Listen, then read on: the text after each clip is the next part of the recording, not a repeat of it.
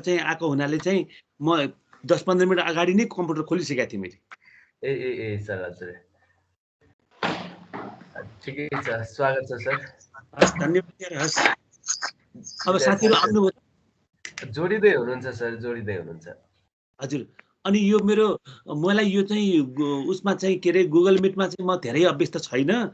मैले कति जानिनँ तपाईहरुले हेर्नु स्लाइड शेयर भएको छ? स्लाइड शेयर भएको छ सर हजुर। अनि मलाई देखिन्छ कि देखिदैन? देखिरहेछ सर। ए भइहाल्यो उसो भए भयो ल यति भए भयो। मैले त्यो जुममा सधैँभरि जुममा गर्छु जुम सजिलो लाग्छ त्यही भनेर। ए हुन्छ सर जोडिरहेछ सर साथीहरु अब मलाई कतिखेर हो भन्नुस् म छु म सिटमै छु हजुर। हुन्छ सर 2 मिनेट लाग्दै।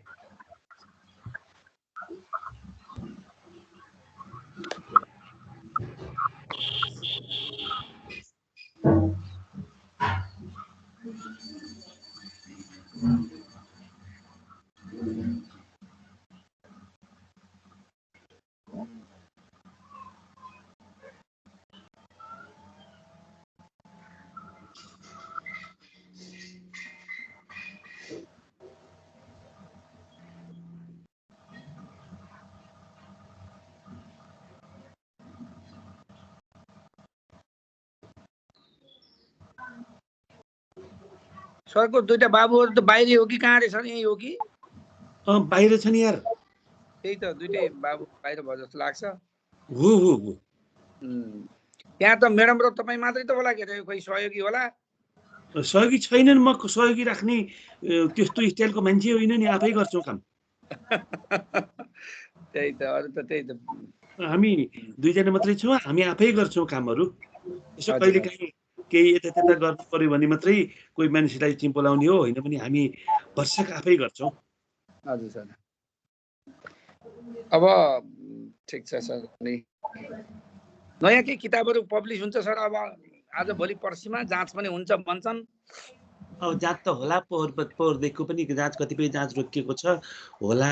मेरो चाहिँ किताब अहिले चाहिँ त्यही तपाईको यो उ चाहिँ प्रकाशन छँदैछ। यो के रे यो राज्य सञ्चार यो चाहिँ दोस्रो संस्करण निक्लेको छ हैन। तपाईको यो विकास व्यवस्थापन र व्यावसायिकताको चाहिँ हैन, यो ऐश्वर्य प्रकाशनले गरिरहेको छ क्यारे पोहोर पनि उसैले गरे।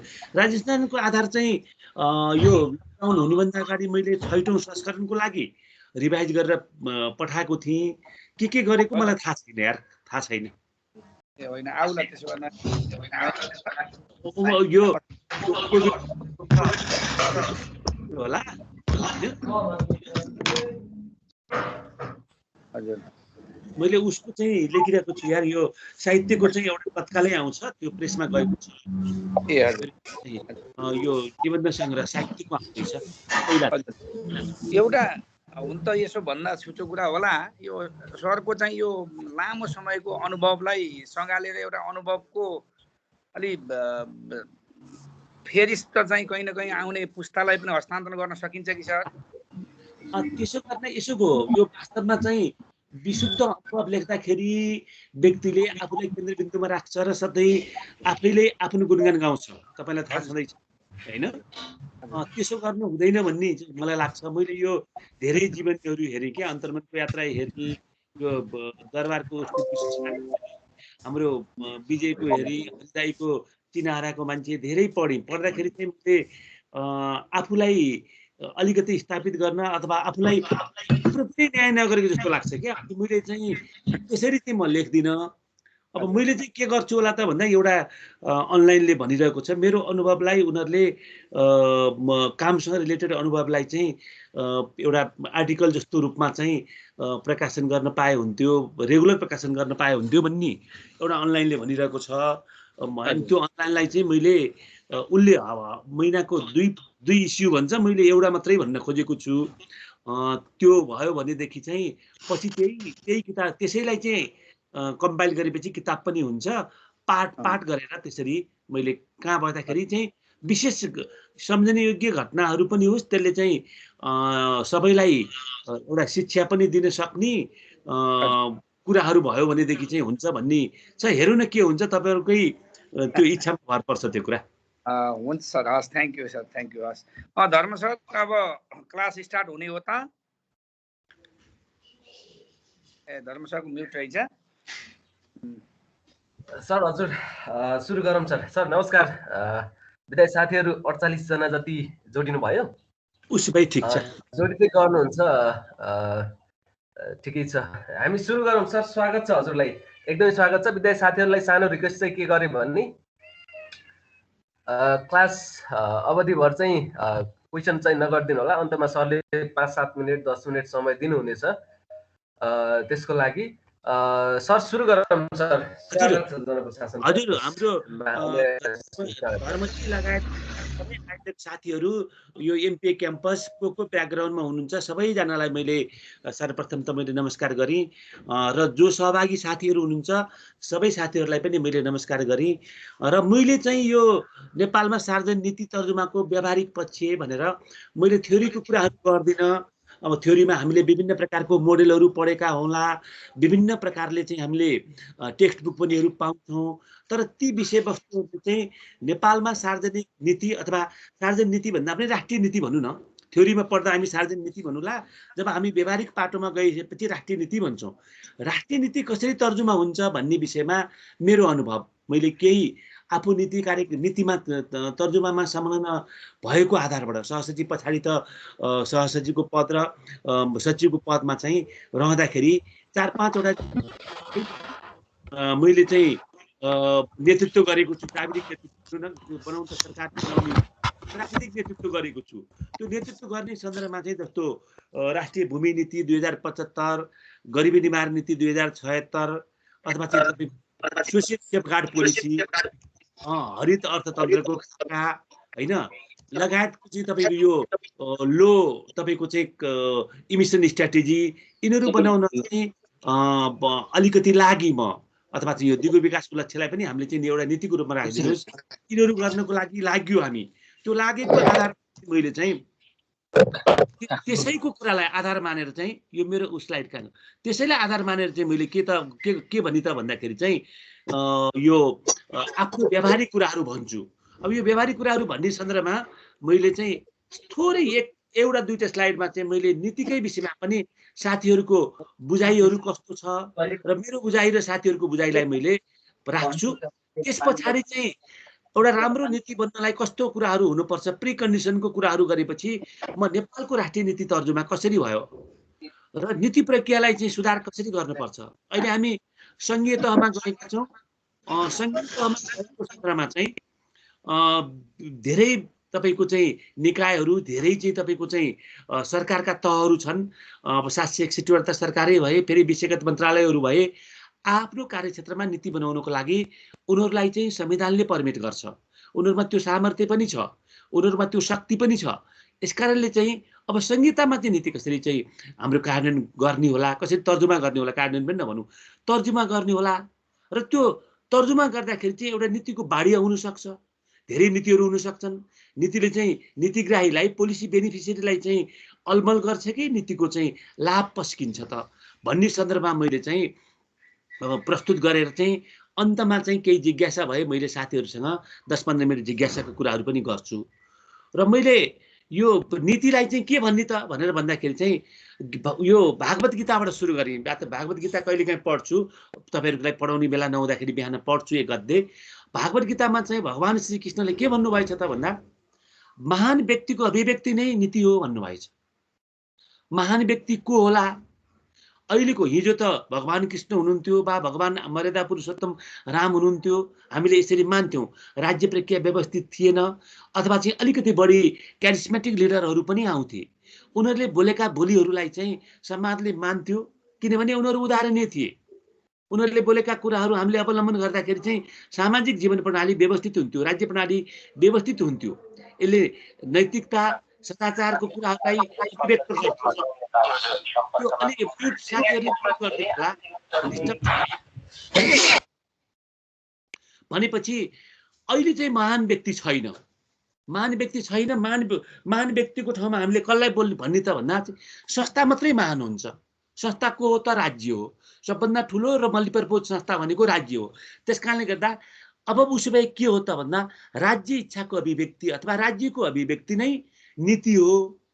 तर राज्यले अभिव्यक्ति तर्जुमा गर्ने सन्दर्भमा अभिव्यक्ति बनाउने सन्दर्भमा चाहिँ धेरै कुराहरू गर्छ, त्यसको विषयमा अहिले हामीले छलफल गर्छौँ। धेरै प्रक्रियाहरू अवलम्बन गर्छ र राजनैतिक बन्छ। त्यसकारण चाहिँ नीति प्रक्रिया सधैँभरि चाहिँ तपाईँको चाहिँ एउटा वैध हुनुपर्छ, सबैको विश्वास जितेको हुनुपर्छ र नीति तपाईँको तर्जुमाउँदाखेरि व्यक्तिहरूले अथवा नीतिग्राही भनेको छु मैले, पोलिसी बेनिफिसियरीहरूले चाहिँ मेरो भावना अब कार्यान्वयन हुन्छ, मेरो भावना चलायमान हुन्छ भन्ने उनीहरूले बोध गर्न सक्नुपर्छ र नीति कार्यान्वयन गर्दाखेरि पनि मेरा भावनाहरू पुरा हुन गइरहेका छन्, मेरा आवश्यकता पुरा हुन गइरहेका छन्, मेरा आवश्यकताहरू पुरा हुन गइरहेका छन् भन्ने बोध हुनुपर्छ। त्यसकारण चाहिँ नीति भनेको एउटा अभिव्यक्ति हो, Piyush will of the state अथवा चाहिँ राज्यको अभिव्यक्ति हो, राज्य इच्छाको अभिव्यक्ति हो भनेर भनौँ। र यो किन चाहिन्छ त भन्दा व्यवस्थित समाज जहाँ तपाईँको मेरो छुट्टा छुट्टै चाहना, छुट्टा छुट्टै इन्ट्रेस्ट, छुट्टा छुट्टै प्राथमिकता छ, यस्तो अवस्थामा समष्टिगत रूपबाट वा क्षेत्रगत रूपबाट साझा तपाईँको चाहिँ मूल्य स्थापना गर्नको लागि वा साझा अपेक्षा, साझा चाहिँ तपाईँको चाहिँ कुराहरू इच्छा निर्धारण गर्नको लागि चाहिँ नीति चाहिन्छ। त्यसकारणले व्यवस्थित समाज, राजनीतिक रूपमा अहिले सबै समाज राजनीतिक रूपमा व्यवस्थित समाज छ, विश्वका 200 वटा जति देश।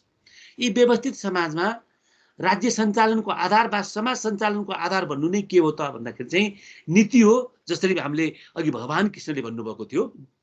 र यो चाहिँ राजनीति र प्रशासन वास्तवमा राज्य सञ्चालनका चाहिँ मियोको रूपमा एउटा विल फङ्सन गर्ने, अर्कोले चाहिँ तपाईँको चाहिँ माइन्ड फङ्सन, ह्यान्ड फङ्सन गर्ने भन्छौँ हामीले।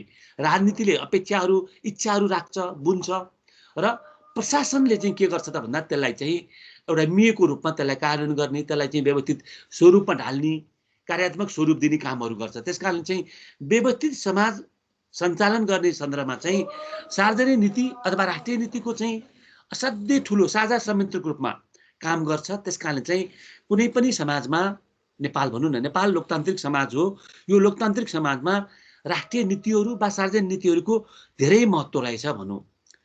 अब यो नीतिले के गर्छ त, किन यति महत्त्व दिएको त भन्नु होला। हामीले किन यो भूमि नीति, राष्ट्रिय भूमि नीति, यो नीति असाध्यै मेहनत गरेर हामीले बनाएका छौँ। सबै सिपहरू, हामीले जानेका सिपहरू, मैले यो भूमि व्यवस्थाको सचिव हुँदाखेरि लिड गरेको नीति थियो। यो नीति तर्जुमा गर्ने सन्दर्भमा चाहिँ धेरै चाहिँ अभ्यास गरेँ मैले। धेरै किन अभ्यास गरेँ भन्दा चाहिँ एउटा आदर्श नीति कसरी बनाउने, किन त भन्दा चाहिँ यो आदर्श नीतिले चाहिँ के गर्छ त मेरो बुझाइमा भन्दाखेरि चाहिँ त्यो नीतिले समाजको लागि एउटा नर्म्स त्यसले चाहिँ सिर्जना गर्ने हो, तोक्ने हो, अथवा समाजको आदर्श लक्ष्यलाई तोक्छ। त्यसले भूमिको माध्यमबाट समाज कहाँ पुर्याउने, अथवा चाहिँ तपाईँको चाहिँ निजामती प्रशासनको माध्यमबाट समाजलाई कहाँ पुर्याउने, अथवा सेक्टरल नीति भन्नुहोस् न, कुनै सेक्टरल नीति, गरिब निवारण नीतिबाट समाजलाई कहाँ पुर्याउने, अथवा उद्योग नीतिबाट समाजलाई कहाँ पुर्याउने, अथवा वित्तीय नीतिबाट चाहिँ समाजलाई कहाँ पुर्याउने भन्ने किसिमको चाहिँ त्यसले एउटा आदर्श किन भनिएको त भन्दा सबैबाट स्वीकार्यको राज्यलाई राम्रो गर्ने, नीतिग्राहीलाई लाभ दिने। त्यसकारणले चाहिँ समाजको लागि यसले एउटा चाहिँ मानदण्ड निर्धारण गर्छ। साथीहरूले नीतिको विषयमा धेरै अध्ययन गरिसक्नु भएको छ, धेरै पढिसक्नु भएको छ। त्यो सबै नीतिले के गर्छ त भन्दा चाहिँ एउटा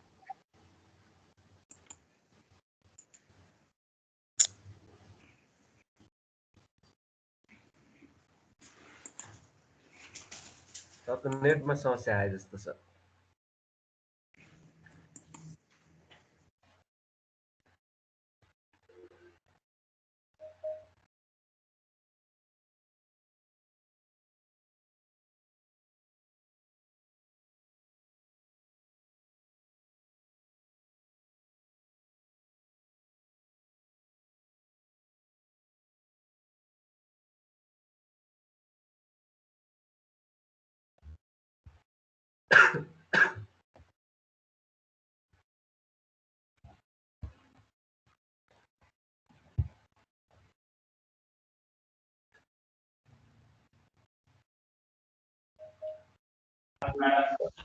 जति है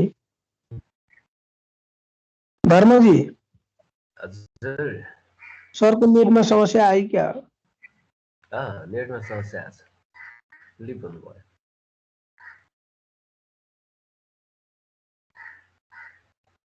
जोडिनुहुन्छ होला एकछिन।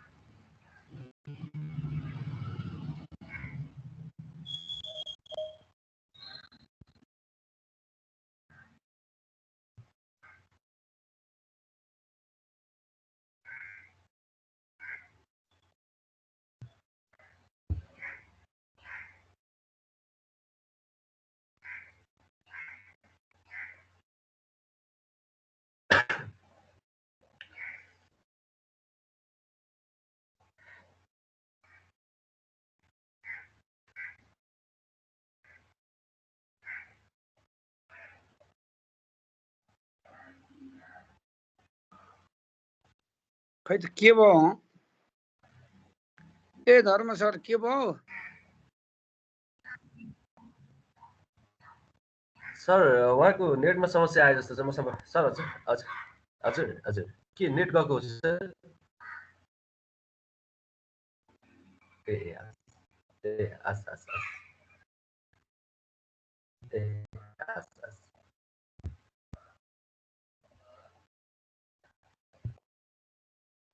के लै चाहिँ कुरा नेटै हो जोड्दै हुनुहुन्छ सर? हजुर हजुर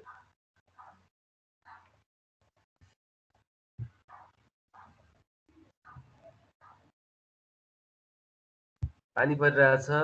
पानी पर्यो भने बत्ती गइदिन्छ हाम्रोमा, समस्या यही छ। यता बुटोलतिर पनि पानी आएको आइछ।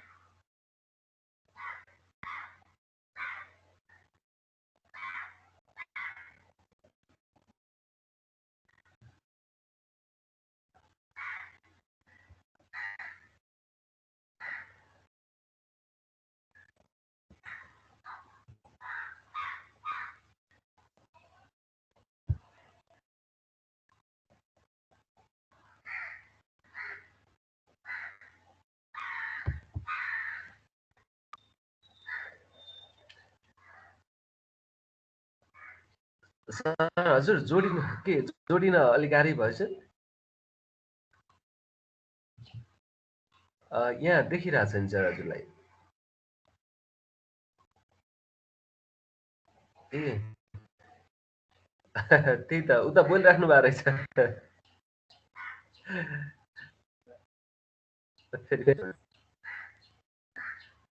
उता चाहिँ बोलिराख्नु भएको रहेछ सर चाहिँ एक्लै।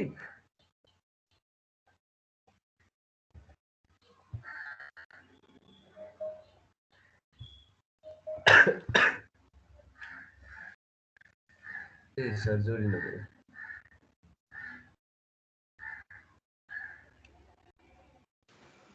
हजुर अब त देखिन्छ? देखेको छैन सर। अहिले देखियो। अहिले देखियो? हजुर हजुर के बोलिराख्नु भएको थियो सर उतापट्टि? म त पुरै अघि तपाईँहरूले गरी सुरु गर भनेपछि मैले त पुरै 2-3 स्लाइड गएको थिएँ। ठिकै छ। म एकैछिन है सर सेटिङ मिलाउँछु एकैछिन सर। एकपटक हेर्नुहोस् त।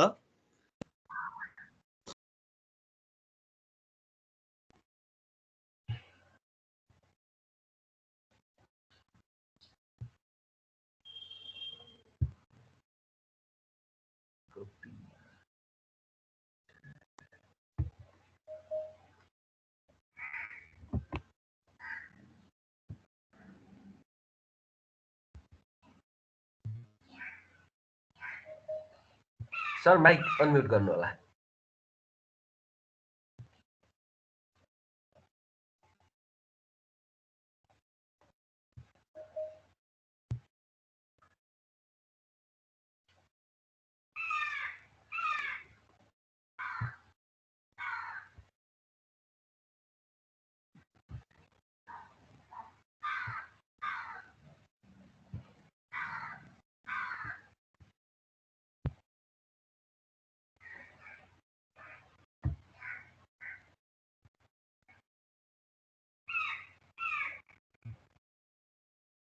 सर माइक अनम्युट गर्नु होला। भयो होइन? हजुर हजुर सर। अनि यो मेरो स्लाइड सेयर भयो? स्लाइड सेयर भएको छैन सर। मलाई यो सिकाउनुहोस् है त एकपल्ट। मैले यसमा त्यति म अभ्यस्त पनि छैन। यो अलि मेरो यो भएको छैन। यो कसरी गर्ने? यो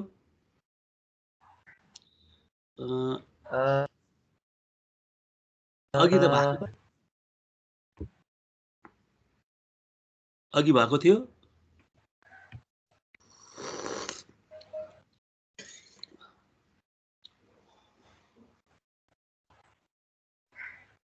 भयो सर अब भयो? अब हुन्छ भयो सर। हजुर मैले यसलाई ठुलो पनि बनाएँ। अब हजुर केही प्रब्लम भयो भने मैले थोरै कुराहरू भनेको थिएँ। यो मैले अघि के भने त साथीहरूलाई भन्दाखेरि एउटा नीति के हुनु हो, नीति के हो भनेर भने मैले थोरै म त्यता फेरि पछाडि गइनँ म। अब नीतिलाई मैले अघि जब जो साथीहरूले सुन्नुभएको थिएन, नीति भनेको महान अभिव्यक्ति हो भनेर भगवान कृष्णले भन्नुभएको कुराहरू बताएको थिएँ। तर त्यो महान व्यक्ति अहिले छैन। त्यस कारणले गर्दाखेरि हामीले संस्थालाई महान बनायौँ। त्यो संस्था भनेको राज्य हो र त्यो राज्यको इच्छाको अभिव्यक्ति नै नीति हो।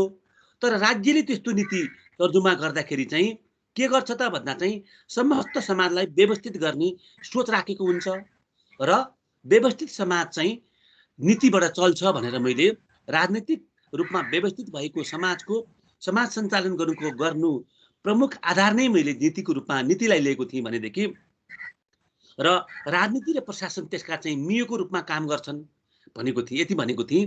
त्यति भनिसकेपछि मैले नीतिका चाहिँ भूमिका के हुन्छ, इन्स्ट्रुमेन्टल रोल के हुन्छ भनेको थिएँ। समाजमा नीतिका चाहिँ 2 प्रकारको चाहिँ मैले रोल हुन्छ भनेको थिएँ। एउटा त्यसले नर्म्स खडा गर्छ आदर्श गन्तव्यमा पुग्नको लागि, सेक्टरल गोल खडा गर्छ अथवा समष्टिगत गोल खडा गर्छ। सेक्टरल गोलले खास वर्ग व्यक्ति गोललाई चाहिँ सम्बोधन गर्छ, तर समष्टिगतले सबैलाई सम्बोधन गर्छ भने मैले।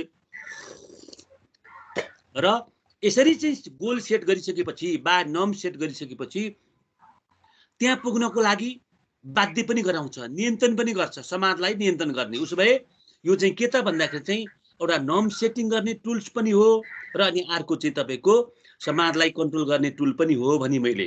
तर यो नीति लामो समयसम्म जब हामी अभ्यास गर्छौँ, अभ्यास गर्दाखेरि यसले के गर्छ त भन्दाखेरि एउटा समाजमा नीति संस्कृतिको विकास गर्छ र त्यस पछाडि चाहिँ समाज झनै सुसंस्कृत। नीतिले भनेको भन्दा बढी फाइदा नीतिग्राहीहरू, पोलिसी बेनिफिसियरीहरूले पाउँछ अथवा जनताहरूले पाउँछन् र समाज झनै व्यवस्थित सुसंस्कृत हुन्छ भने मैले। र यसको मैले उदाहरण अघि साथीहरूलाई के को दिएको थिएँ भन्दा चाहिँ जापानमा राज्यले घोषणा गरेका उद्देश्यहरू अथवा नीतिहरू भन्दा पनि त्यहाँको चाहिँ समाज चाहिँ एउटा चाहिँ प्रत्येक व्यक्ति उत्तरदायी हुने, प्रत्येक व्यक्ति आदरार्थी हुने, आदरदायी हुने, प्रत्येक व्यक्ति संस्था व्यक्तिप्रति तपाईँको उत्तरदायी हुने, त्यस प्रकारको एउटा चाहिँ सामाजिक जीवनशैली हामीले चाहिँ त्यहाँ अवलम्बन गरेको देखेका थियौँ। अहिले हामीले त्यस्तो कुराहरू देख्न सक्छौँ। त्यस कारणले चाहिँ नीतिको क्वान्टिटेटिभ, क्वालिटेटिभ, डाइरेक्टिभ र सिम्बोलिक भ्यालु हुन्छ। त्यस कारणले चाहिँ देखिने मात्रै होइन, नदेखिने, अनुभव गरिने सबै प्रकारको चाहिँ यसले समाजलाई एउटा शिक्षा दिन्छ भनेर मैले नीतिको विशेषता भनेको थिएँ। यो विशेषतातिर म गइनँ अब। र अनि अर्को चाहिँ मैले के भने त भन्दाखेरि चाहिँ अब यस्तो नीति चाहिँ सम्भवतः नेपाल सरकारले बनाएको नीति कतिवटा होला त नि भन्दा यसलाई यतिवटा भन्दा पनि एउटा वर्गमा हामी विभाजन गर्छौँ। जस्तो सामाजिक नीतिहरू हैन, सामाजिक व्यवहारलाई व्यवस्थित गर्ने नीतिहरू, धेरै नीतिहरू छ। जस्तो कि तपाईको सामाजिक व्यवहार सुधार गर्ने, अथवा चाहिँ तपाईको चाहिँ आचार संहितालाई व्यवस्थित गरिदिने, अथवा चाहिँ तपाईको चाहिँ यो मुलुकी ऐनलाई चाहिँ तपाईको चाहिँ सामाजिक आचार संहिताको रूपमा कोडिफाइड गरेको छ अहिले। यस्ता कुरालाई चाहिँ हामी के भन्छौँ त भन्दा सामाजिक नीति भन्छौँ। अर्को आर्थिक नीति। आर्थिक नीति भन्ने बित्तिकै उसले केन्द्रबिन्दुमा उत्पादन, लगानी, रोजगारी, आपूर्ति, उपभोग जस्ता विषयवस्तुहरूलाई राख्छ। जस्तो वित्तीय नीतिहरू, जस्तो कि कर सम्बन्धी नीति, जस्तो कि तपाईको चाहिँ साधन परिचालन नीति, खर्च सम्बन्धी नीति, अथवा चाहिँ लगानी सम्बन्धी नीति। यसलाई हामीले के भन्यौँ त भन्दाखेरि चाहिँ आर्थिक नीति भनेर वर्गीकरण गर्न सक्ने भयौँ। अर्को समाजलाई विकास गर्नको लागि, पूर्वाधारहरू सिर्जना गर्नको लागि, अथवा संगठनको क्षमता विकासको लागि हामीले अवलम्बन गर्ने नीति, जस्तो तालिम नीतिहरू हुन सक्छ, अथवा चाहिँ संस्थात्मक विकास रणनीतिको कुराहरू हुन सक्छ। यसलाई हामीले के भन्यौँ त विकास नीति भनेर भन्यौँ। अनि जस्तो चाहिँ सेवा बढापत्र अथवा चाहिँ निजामती सेवा ऐनलाई पनि हामी धेरै रूपमा चाहिँ सेवा प्रवाहसँग रिलेटेड नीति भन्न सक्छौँ। त्यस्तै सुशासन नीति, सुशासन कानुन, यसलाई हामीले के भन्यौँ सेवा प्रवाह, नागरिकता आवश्यकतालाई व्यवस्थित गर्ने। अर्को लिगल पोलिसीहरू हुन सक्छन्, कानुन कसरी तर्जुमा गर्ने, नीति कसरी तर्जुमा गर्ने भन्ने विधि विधानहरू व्यवस्थित गर्ने। र कतिपय नीतिहरू चाहिँ अन्तर सम्बन्धित हुन्छन्। यो एउटा विषय क्षेत्रलाई भन्दा धेरै विषय क्षेत्रलाई एकैचोटि तिनीहरूले चाहिँ सम्बोधन गरिरहेका हुन्छन् भनेदेखि त्यस्तो नीतिलाई हामी के भन्छौँ त भन्दाखेरि चाहिँ क्रस कटिङ पोलिसी। जस्तो कि कृषि चाहिँ क्षेत्रगत नीति हो, कृषि नीतिलाई हामीले चाहिँ एउटा विषयगत नीति भन्न सक्छौँ, अथवा रोजगारी नीतिलाई विषयगत नीति भन्न सक्छौँ। क्लाइमेट चेन्ज पोलिसी त्यो चाहिँ हाम्रो क्रस कटिङ भयो, किनभने त्यसले चाहिँ जनजीवनको सबै पक्षलाई प्रभाव पार्छ। अथवा समष्टिगत नीति क्रस कटिङ हुन सक्छ, अथवा चाहिँ सूचना प्रविधि नीति क्रस कटिङ हुन सक्छ, अथवा चाहिँ तपाईँको सूचना प्रविधि कहाँ पनि प्रयोग गर्दछौँ, शिक्षामा यसरी कक्षा सेसन सञ्चालन गर्न पनि हामी प्रयोग गर्छौँ, अपराध अनुसन्धान गर्न, लगानी गर्न सबैतिर प्रयोग गर्छौँ। यसको विषय क्षेत्र क्रस कटिङ हुन्छ। त्यस्तै गरी जेन्डर सम्बन्धी पोलिसी, इन्क्लुजन सम्बन्धी पोलिसी, यी सबै पोलिसी के भए त भन्दाखेरि चाहिँ अन्तर सम्बन्धित भए अथवा क्रस कटिङ भए, धेरै विषय क्षेत्रलाई यिनीहरूले आबद्ध गर्छन्। यसरी हामीले नेपालमा अहिलेसम्म बनेको झन्डै 100वटा जति नीति सङ्घीय सरकारले बनाएको, यो 100वटा जति नीति चाहिँ हामीले हेऱ्यौँ भनेदेखि अहिले मैले भनेका आधारमा हामी पाउन सक्छौँ। म अलिकति प्र्याक्टिकल कुराहरू मात्रै गर्छु। अनि नीति निर्माण, अब साथीहरूले धेरै कुराहरू पढ्नु भएको छ। नीति निर्धारणका चाहिँ नीति निर्माणका चाहिँ ढाँचाहरू, त्यो धेरै ढाँचाहरूलाई मैले एक ठाउँमा राखेको छु। धेरै ढाँचाहरूलाई मैले यहाँ भन्दिनँ, थ्योरिटिकल कुराहरू साथीहरूले पढ्नु भएको छ। व्यावहारिक रूपमा नीति तर्जुमा गर्दाखेरि दुईटा ढाँचातिर हामी पुग्नु, सबै ढाँचाहरूलाई दुईटा ढाँचामा क्लस्टरिङ गर्न सक्छौँ। एउटा ढाँचा भनेको चाहिँ सोसाइटी सेन्ट्रल मोडेल, जहाँ लोकतन्त्रको पुरा ठुलो अभ्यास गरिएको छ। सामाजिक वर्गहरू अथवा नीतिग्राहीहरू आफ्नो लागि कस्तो नीति चाहिने भन्ने कुराको बहस, पैरवी र आफै इन्गेज हुन सक्छन्। र राज्यले चाहिँ, राज्य प्रक्रियाले यसलाई चाहिँ वैधता मात्रै दिन्छ भनेदेखि यस्तो नीतिलाई हामी के भन्छौँ, यस्तो नीति निर्धारण गर्ने प्रक्रियालाई, नीति निर्माण गर्ने प्रक्रियालाई सोसाइटी सेन्ट्रल मोडेल, समाजवादी धारणा, समाज केन्द्रित धारणा, समाजवादी नभन्नुहोस्, समाज केन्द्रित धारणा भनेर भन्छौँ। जहाँ बहुलवादको, धेरै आवश्यकताहरूको छलफल अथवा चाहिँ त्यहाँ चाहिँ विभिन्न प्रकारको चाहिँ बेनिफिट क्याप्चर गर्ने विषयमा, एजेन्डा सेटिङ गर्ने विषयमा धेरै प्रकारको मतहरू विभाजन हुन्छ र एउटा निष्कर्षमा पुग्छन्। र निष्कर्षमा पुगिसकेपछि त्यसलाई चाहिँ निष्कर्षमा पुर्याउने, त्यसलाई चाहिँ संयोजन गर्ने र आधिकारिकता दिने काम चाहिँ पोलिसी निकायले गर्छ। त्यो निकायको हो भन्छु मैले अहिले। र तर राज्य केन्द्रित ढाँचा, अर्को ढाँचा राज्य केन्द्रित छ। हामीलाई चाहिएको समाज केन्द्रित ढाँचा हो बढी। राज्य केन्द्रित ढाँचामा चाहिँ के हुन्छ त भन्दा चाहिँ लोकतन्त्र सुसंस्कृत भइसकेको हुँदैन, धेरै नीति अभ्यास भइसकेको हुँदैन, नीतिको संस्कार बसिसकेको, नीति संस्कृति भन्छौँ, पोलिसी कल्चर बसिसकेको हुँदैन। यस्तो समाजमा चाहिँ ऱ्यासनल एक्टरहरूले बढी काम गर्छन्। ऱ्यासनल एक्टर भनेको सचिव मन्त्रीहरूले एजेन्डा सेटिङ गर्ने, प्रक्रियामा लाने, अनि आवश्यक सुझावहरू चाहिँ तपाईँको चाहिँ यो नीतिसँग सम्बन्धित विशेषज्ञ समूहहरूसँग अथवा चाहिँ तपाईँको इन्ट्रेस्ट ग्रुपहरूसँग सल्लाह लिने, नीतिग्राहीहरूसँग सल्लाह लिने, यस्तो क्वालिटी सर्कलसँग सल्लाह लिने कामहरू गर्छौँ। र यसको प्रक्रिया चाहिँ ब्युरोक्रेटिक हुन्छ भनेको छु मैले। ब्युरोक्रेटिक भनेको चाहिँ प्रशासनका तौर तरिका, कार्य सम्पादन गर्ने तौर तरिकालाई नै हामीले चाहिँ नीति निर्माणको अघि बहुलवाद भने मैले यहाँ चाहिँ ब्युरोक्रेटिक पोलिटिक्स भनेर भने, यो पोलिटिक्स भनेको कार्य प्रक्रिया भनेको। भनिसकेपछि यो कार्य प्रक्रियालाई कसले अगाडि बढाउँछ त? ऱ्यासनल एक्टरले अथवा कुनै प्रधानमन्त्रीले, मन्त्रीले अथवा सचिवले यस्तो नीति बनाउनु पर्यो भन्ने सपना देख्छ, समाजले यस्तो चाहियो भन्ने भन्दा पनि त्यो सपना देखिसकेपछि यसो गरे राम्रो हुन्छ होला भन्ने विषयवस्तु भइसकेपछि हामी त्यसलाई चाहिँ आफैले चाहिँ समाजको प्राथमिकता निर्धारण गर्ने। हाम्रो संसदले त्यही गर्छ नेपालमा। हाम्रा चाहिँ तपाईँको चाहिँ क्याबिनेटले अथवा हाम्रा मन्त्रालयहरूले त्यही गर्छ। त्यो गरिसके पछाडि चाहिँ यसलाई कार्यान्वयन गर्नको लागि हामी अगाडि बढाउँछौँ। भनिसके पछाडि चाहिँ राज्य केन्द्रित ढाँचा चाहिँ नीति संस्कार अथवा लोकतन्त्रको लामो अभ्यास नभइसकेको अवस्थामा हामी अवलम्बन गर्छौँ कि जस्तो नेपाल, इन्डिया जस्तो ठाउँमा समाज केन्द्रित ढाँचा चाहिँ जस्तो स्केन्डिनेभियन कन्ट्रीहरू, अमेरिका, बेलायत, जापान जस्तो मुलुकमा हामी अवलम्बन गर्छौँ। अब नेपालमा पनि तपाईँको चाहिँ समाज केन्द्रित ढाँचाबाट कतिपय नीतिहरू बनेको देख्छौँ। हामीले बिस्तारै त्यो प्रक्रियातिर गइरहेका छौँ।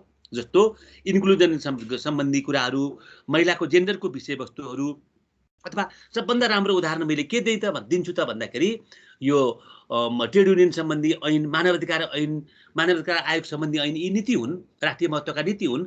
यो तर्जुमा गर्ने सन्दर्भमा चाहिँ राज्यले पहल कदमी लिएको भन्दा पनि यो प्राइभेट बिलको रूपमा प्रस्तुत भएको भनेपछि तत्कालीन अवस्थामा चाहिँ सांसद महेश आचार्यले प्रस्तुत गर्नुभएको बिललाई संसदले त्यसलाई स्वीकार गर्यो। भनिसकेपछि यो बेलामा के भयो त? सामाजिक बहुलवाद त्यो निर्णय प्रक्रियामा अन्तिममा मात्रै चाहिँ राज्यले स्टेक लियो।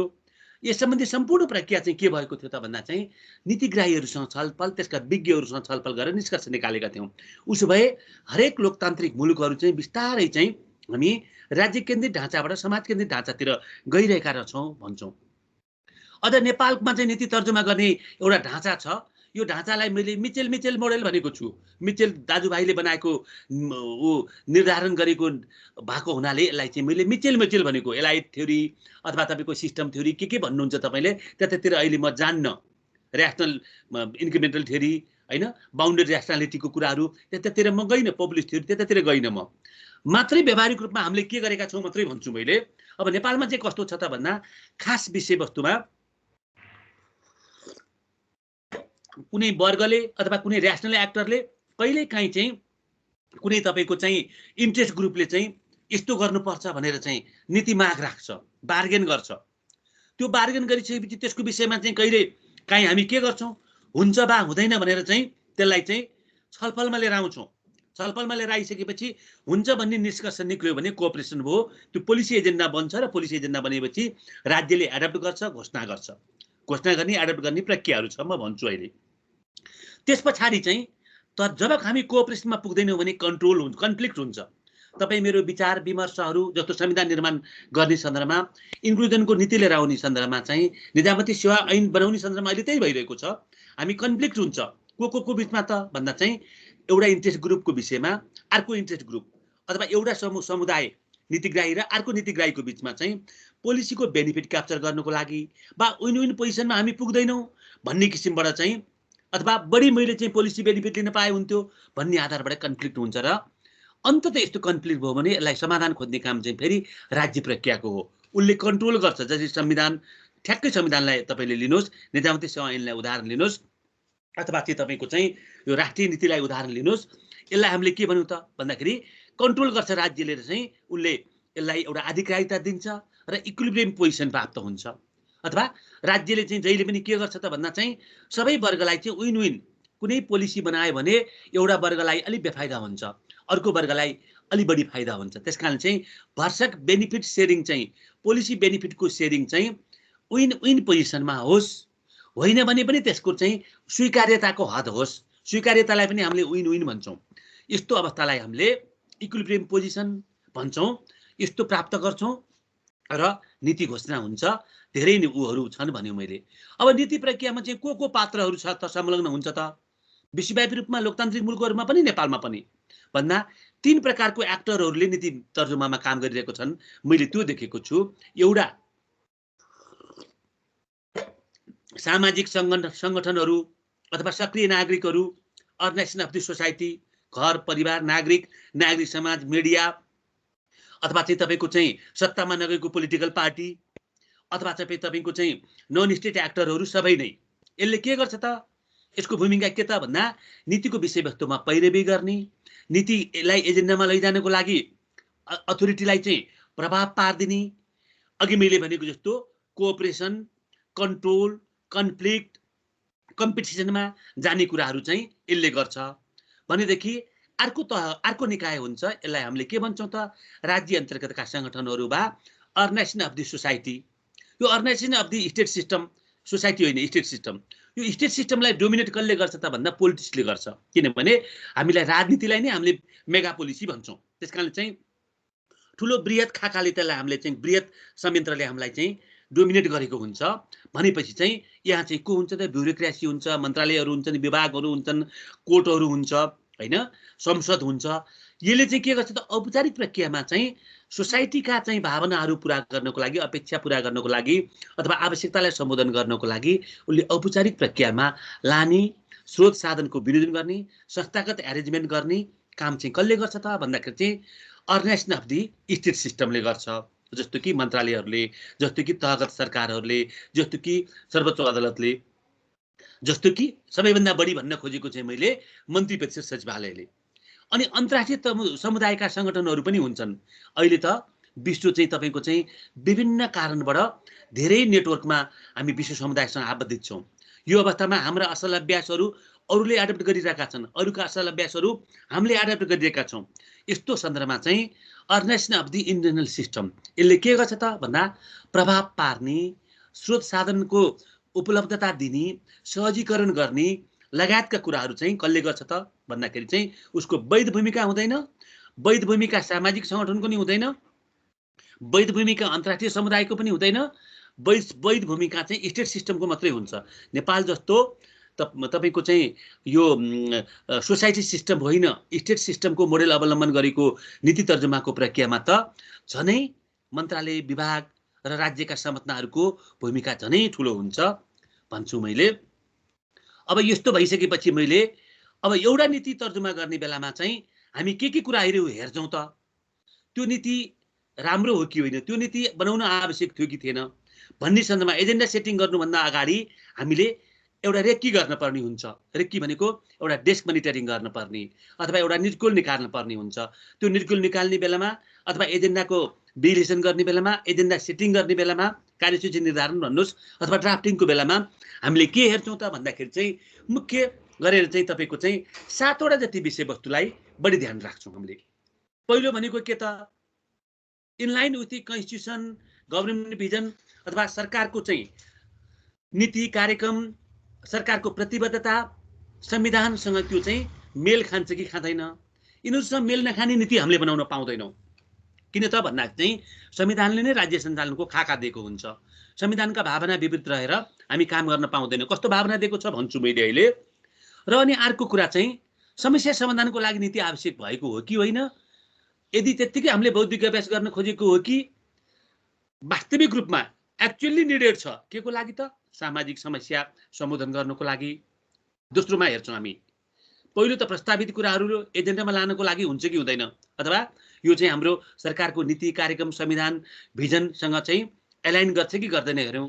दोस्रो चाहिँ नीति चाहिएको हो कि होइन भनेर नीतिको आवश्यकताको चाहिँ महसुस गर्नु आवश्यक हो कि होइन भनेर हेर्छौँ। तेस्रो पक्षमा आएर यदि आवश्यकता पनि हो, अब संविधानसँग एलाइन पनि छ, राष्ट्रिय कार्यक्रमसँग एलाइन पनि छ भनेदेखि अब हामी के हेर्छौँ त भन्दाखेरि चाहिँ अहिलेको यो प्रस्तावित नीति जुन प्रस्ताव गर्न गइरहेका छौँ, बनाउन गइरहेका छौँ, यो नीति चाहिँ हाम्रो समस्या सम्बोधन गर्नको लागि अथवा अपेक्षा निर्धारण गर्नको लागि, निर्माण गर्नको लागि अथवा गन्तव्यमा पुग्नको लागि पर्याप्त हो त भनेर हामी हेर्छौँ। नीतिको सक्षमताको विश्लेषण गर्छौँ हामी। त्यो हेरिसकेपछि हामी के गर्छौँ त, समस्याको चाहिँ सम्बोधन गर्नको लागि यो नीति चाहिँ कतिको प्रभावकारी छ त, लागत प्रभावकारी छ। कहिलेकाहीँ नीतिको लागत बढी उपलब्धि कम हुनसक्छ, हामी त्यो हेर्छौँ। कस्ट बढी भ्यालु कम हुनसक्छ भनिसकेपछि कस्ट र भ्यालुको विषयमा चाहिँ अथवा चाहिँ मूल्य र लागतको बिचमा संयोजन गर्ने कुराहरू, हेर्ने कुराहरू गर्छौँ। कहिलेकाहीँ चाहिँ नीतिको तपाईँको चाहिँ ठुलो नीतिले चाहिँ समस्या पनि सृजना गर्छ। जस्तो तपाईँलाई मैले भने संविधान हामीले 89.something% झन्डै 90% भएर बनाएको संविधानले पनि 10% लाई त समस्याप्रद भयो भनिरहनु भएको छ। त्यस्तै यो राष्ट्रिय भूमि नीति हामी बनाउँदाखेरि चाहिँ धेरै सांसदहरूले मलाई आएर के भन्नुभयो त भन्दाखेरि चाहिँ मेरो जग्गा त जान्छ होला, मैले चाहिँ यो जग्गालाई कसरी संरक्षण गर्ने, तैँले चाहिँ भूमिको चाहिँ सिलिङ पनि बनाउन खोजेको होला, हदबन्दी पनि कायम गर्न खोजेको होला भनेर उहाँहरूले धेरै ठुलो चाहिँ आपत्ति पनि गर्नुभयो। मैले भन्न खोजेको ठुलो समस्या भन्दा पनि समस्या सानोतिनो त रहन सक्छ, उही पैसा प्राप्त गर्ने हो। यसले चाहिँ does not create a new problem. समस्या समाधान गर्न आएको नीतिले चाहिँ झन् समस्या सृजना गर्न हुँदैन भनेपछि, अथवा समस्या सृजना भयो भने पनि थोरै समस्या सृजना हुनु पर्यो, धेरै ठुलो हुनु भएन। उदाहरण म केलाई दिन्छु त भन्दा, निजामती सेवा ऐनको दोस्रो संशोधन, पहिलो संशोधन हामी गर्दै थियौँ। कहिले त भन्दाखेरि चाहिँ यो दोस्रो संशोधन 64 सालमा दोस्रो संशोधन गर्दै थियौँ। त्यो बेलामा आरक्षण सम्बन्धी कुराको इन्ट्रोड्युस गर्नुपर्छ भनेर नेपाल सरकारले स्वीकार गर्यो। नेपाल सरकारले के नीति स्वीकारेको थियो त भन्दा चाहिँ शासकीय सुधार कार्यक्रम भन्छौँ हामी, जिआरपीबाट नेपालमा चाहिँ आरक्षणको कुराहरू लागू गर्नुपर्छ भनेर सरकारले चाहिँ लगभग स्वीकारेको थियो। यो कुनै राजनीतिक दलहरूले होइन कि शासकीय सुधार कार्यक्रमले। अहिले त हामीले चाहिँ राजनीतिक दलहरूले हामीले लिएर आएको भन्नुहुन्छ, होइन, यो प्रक्रियामा म संलग्न छु। यो जेनेटे भन्ने एउटा चाहिँ शासकीय सुधार कार्यक्रमको कन्सल्टेन्ट हुनुहुन्थ्यो, उहाँले दिएका सुझावहरू 4-5 वर्ष सामान्य प्रशासन मन्त्रालयमा रहेर उहाँले काम गर्नुभएको थियो, मसँग रिपोर्टहरू छ। त्यो भएपछि उहाँले निजामती सेवा सुधारको 5वटा चाहिँ डाइमेन्सन दिनुभएको थियो। त्यो डाइमेन्सन मध्ये एउटा के थियो त भन्दाखेरि चाहिँ निजामती सेवामा आरक्षण लागू गर्ने। कसलाई गर्ने त? दलित, महिला, जनजातिलाई, 3टा वर्गलाई। भनिसके पछाडि चाहिँ यो विषयमा चाहिँ छलफल गर्नको लागि लोकसेवा आयोगमा म उपसचिव थिएँ। लोकसेवा आयोगमा चाहिँ हाम्रो सामान्यको सचिव, सामान्यका 2 जना अफिसरहरू आउनुभयो। त्यो आउँदाखेरि हामीले के भन्यौँ त भन्दाखेरि चाहिँ अब म त केटो मान्छे, म अफिसर भइसकेको मान्छे, म भनेर मलाई भनेको यी सबै कुराहरू हुँदाखेरि त मेरो लागि त त्यो राम्रो होइन नि त। त्यो कसको लागि राम्रो? दलितको लागि। कसको लागि? दुर्गम क्षेत्रको लागि। कसको लागि? अपाङ्गको लागि। कसको लागि? लैङ्गिक रूपमा महिलाको लागि। तेस्रो लिङ्ग पनि यहाँ धेरै खुसी हुने भएनन्। यो भइसकेपछि एक प्रकारले के भयो त भन्दाखेरि चाहिँ यसको बेनिफिट चाहिँ मलाई प्राप्त भएन, मेरो स्पेस त्यहाँ देखिएन। त्यो नदेखिसकेपछि मैले त विरोध गरिनँ, मैले चाहिँ सल्लाह दिएर चाहिँ अरू कुराहरू गरेँ। तर हामी जस्ता मानिसहरूले, जो केटो छ, जो बाहुन क्षेत्री छ, जो चाहिँ तपाईँको चाहिँ सहर बजारमा बस्छ लगायतको कुराले, जसले चाहिँ कल्चरल बेनिफिटहरू पहिलेदेखि लिइसकेको छ, मेरो बुबा हजुरबुवाहरू चाहिँ ब्राह्मण भएको कारणबाट उहाँहरूले चाहिँ सोसाइटीको स्ट्रक्चरल बेनिफिट लिनुभएको छ उहाँहरूले। भनेपछि चाहिँ हामीले के गर्ने भयौँ त भन्दाखेरि चाहिँ अब मेरो बेनिफिट चाहिँ नभए पनि अर्कोले लिए पनि हुन्छ भन्यौँ। तर सबैले त्यसो भन्दैन नि त। सांस्कृतिक रूपमा, जातीय रूपमा होइन कि अब क्षमताको आधारमा वा तपाईँको चाहिँ आर्थिक रूपमा मात्रै चाहिँ आरक्षण लागू गर्नुपर्छ। ग्रुप त 2टा रहेछ नि त, एउटा आरक्षण चाहिन्छ, अर्को आरक्षण चाहिँदैन भन्ने। यस्तो विरोधाभासलाई चाहिँ सम्बोधन गर्नलाई चाहिँ न्यारो डाउन गर्नको लागि नीतिका शिक्षाहरू, छलफलहरू, यस्ता कुराहरू गर्नुपर्छ। त्यसकारण चाहिँ ठुलो समस्या सृजना गरेन त्यसले। अनि अर्को कुरा हामी के गर्छौँ त, हेर्छौँ त भन्दाखेरि चाहिँ यो चाहिँ no contradict with other law and policy. अरू नीति, कानुन, संविधानसँग यो चाहिँ के हुनु पर्यो त भन्दा कन्ट्राडिक्ट गर्यो भनेदेखि त्यो कार्यान्वयन हुँदैन।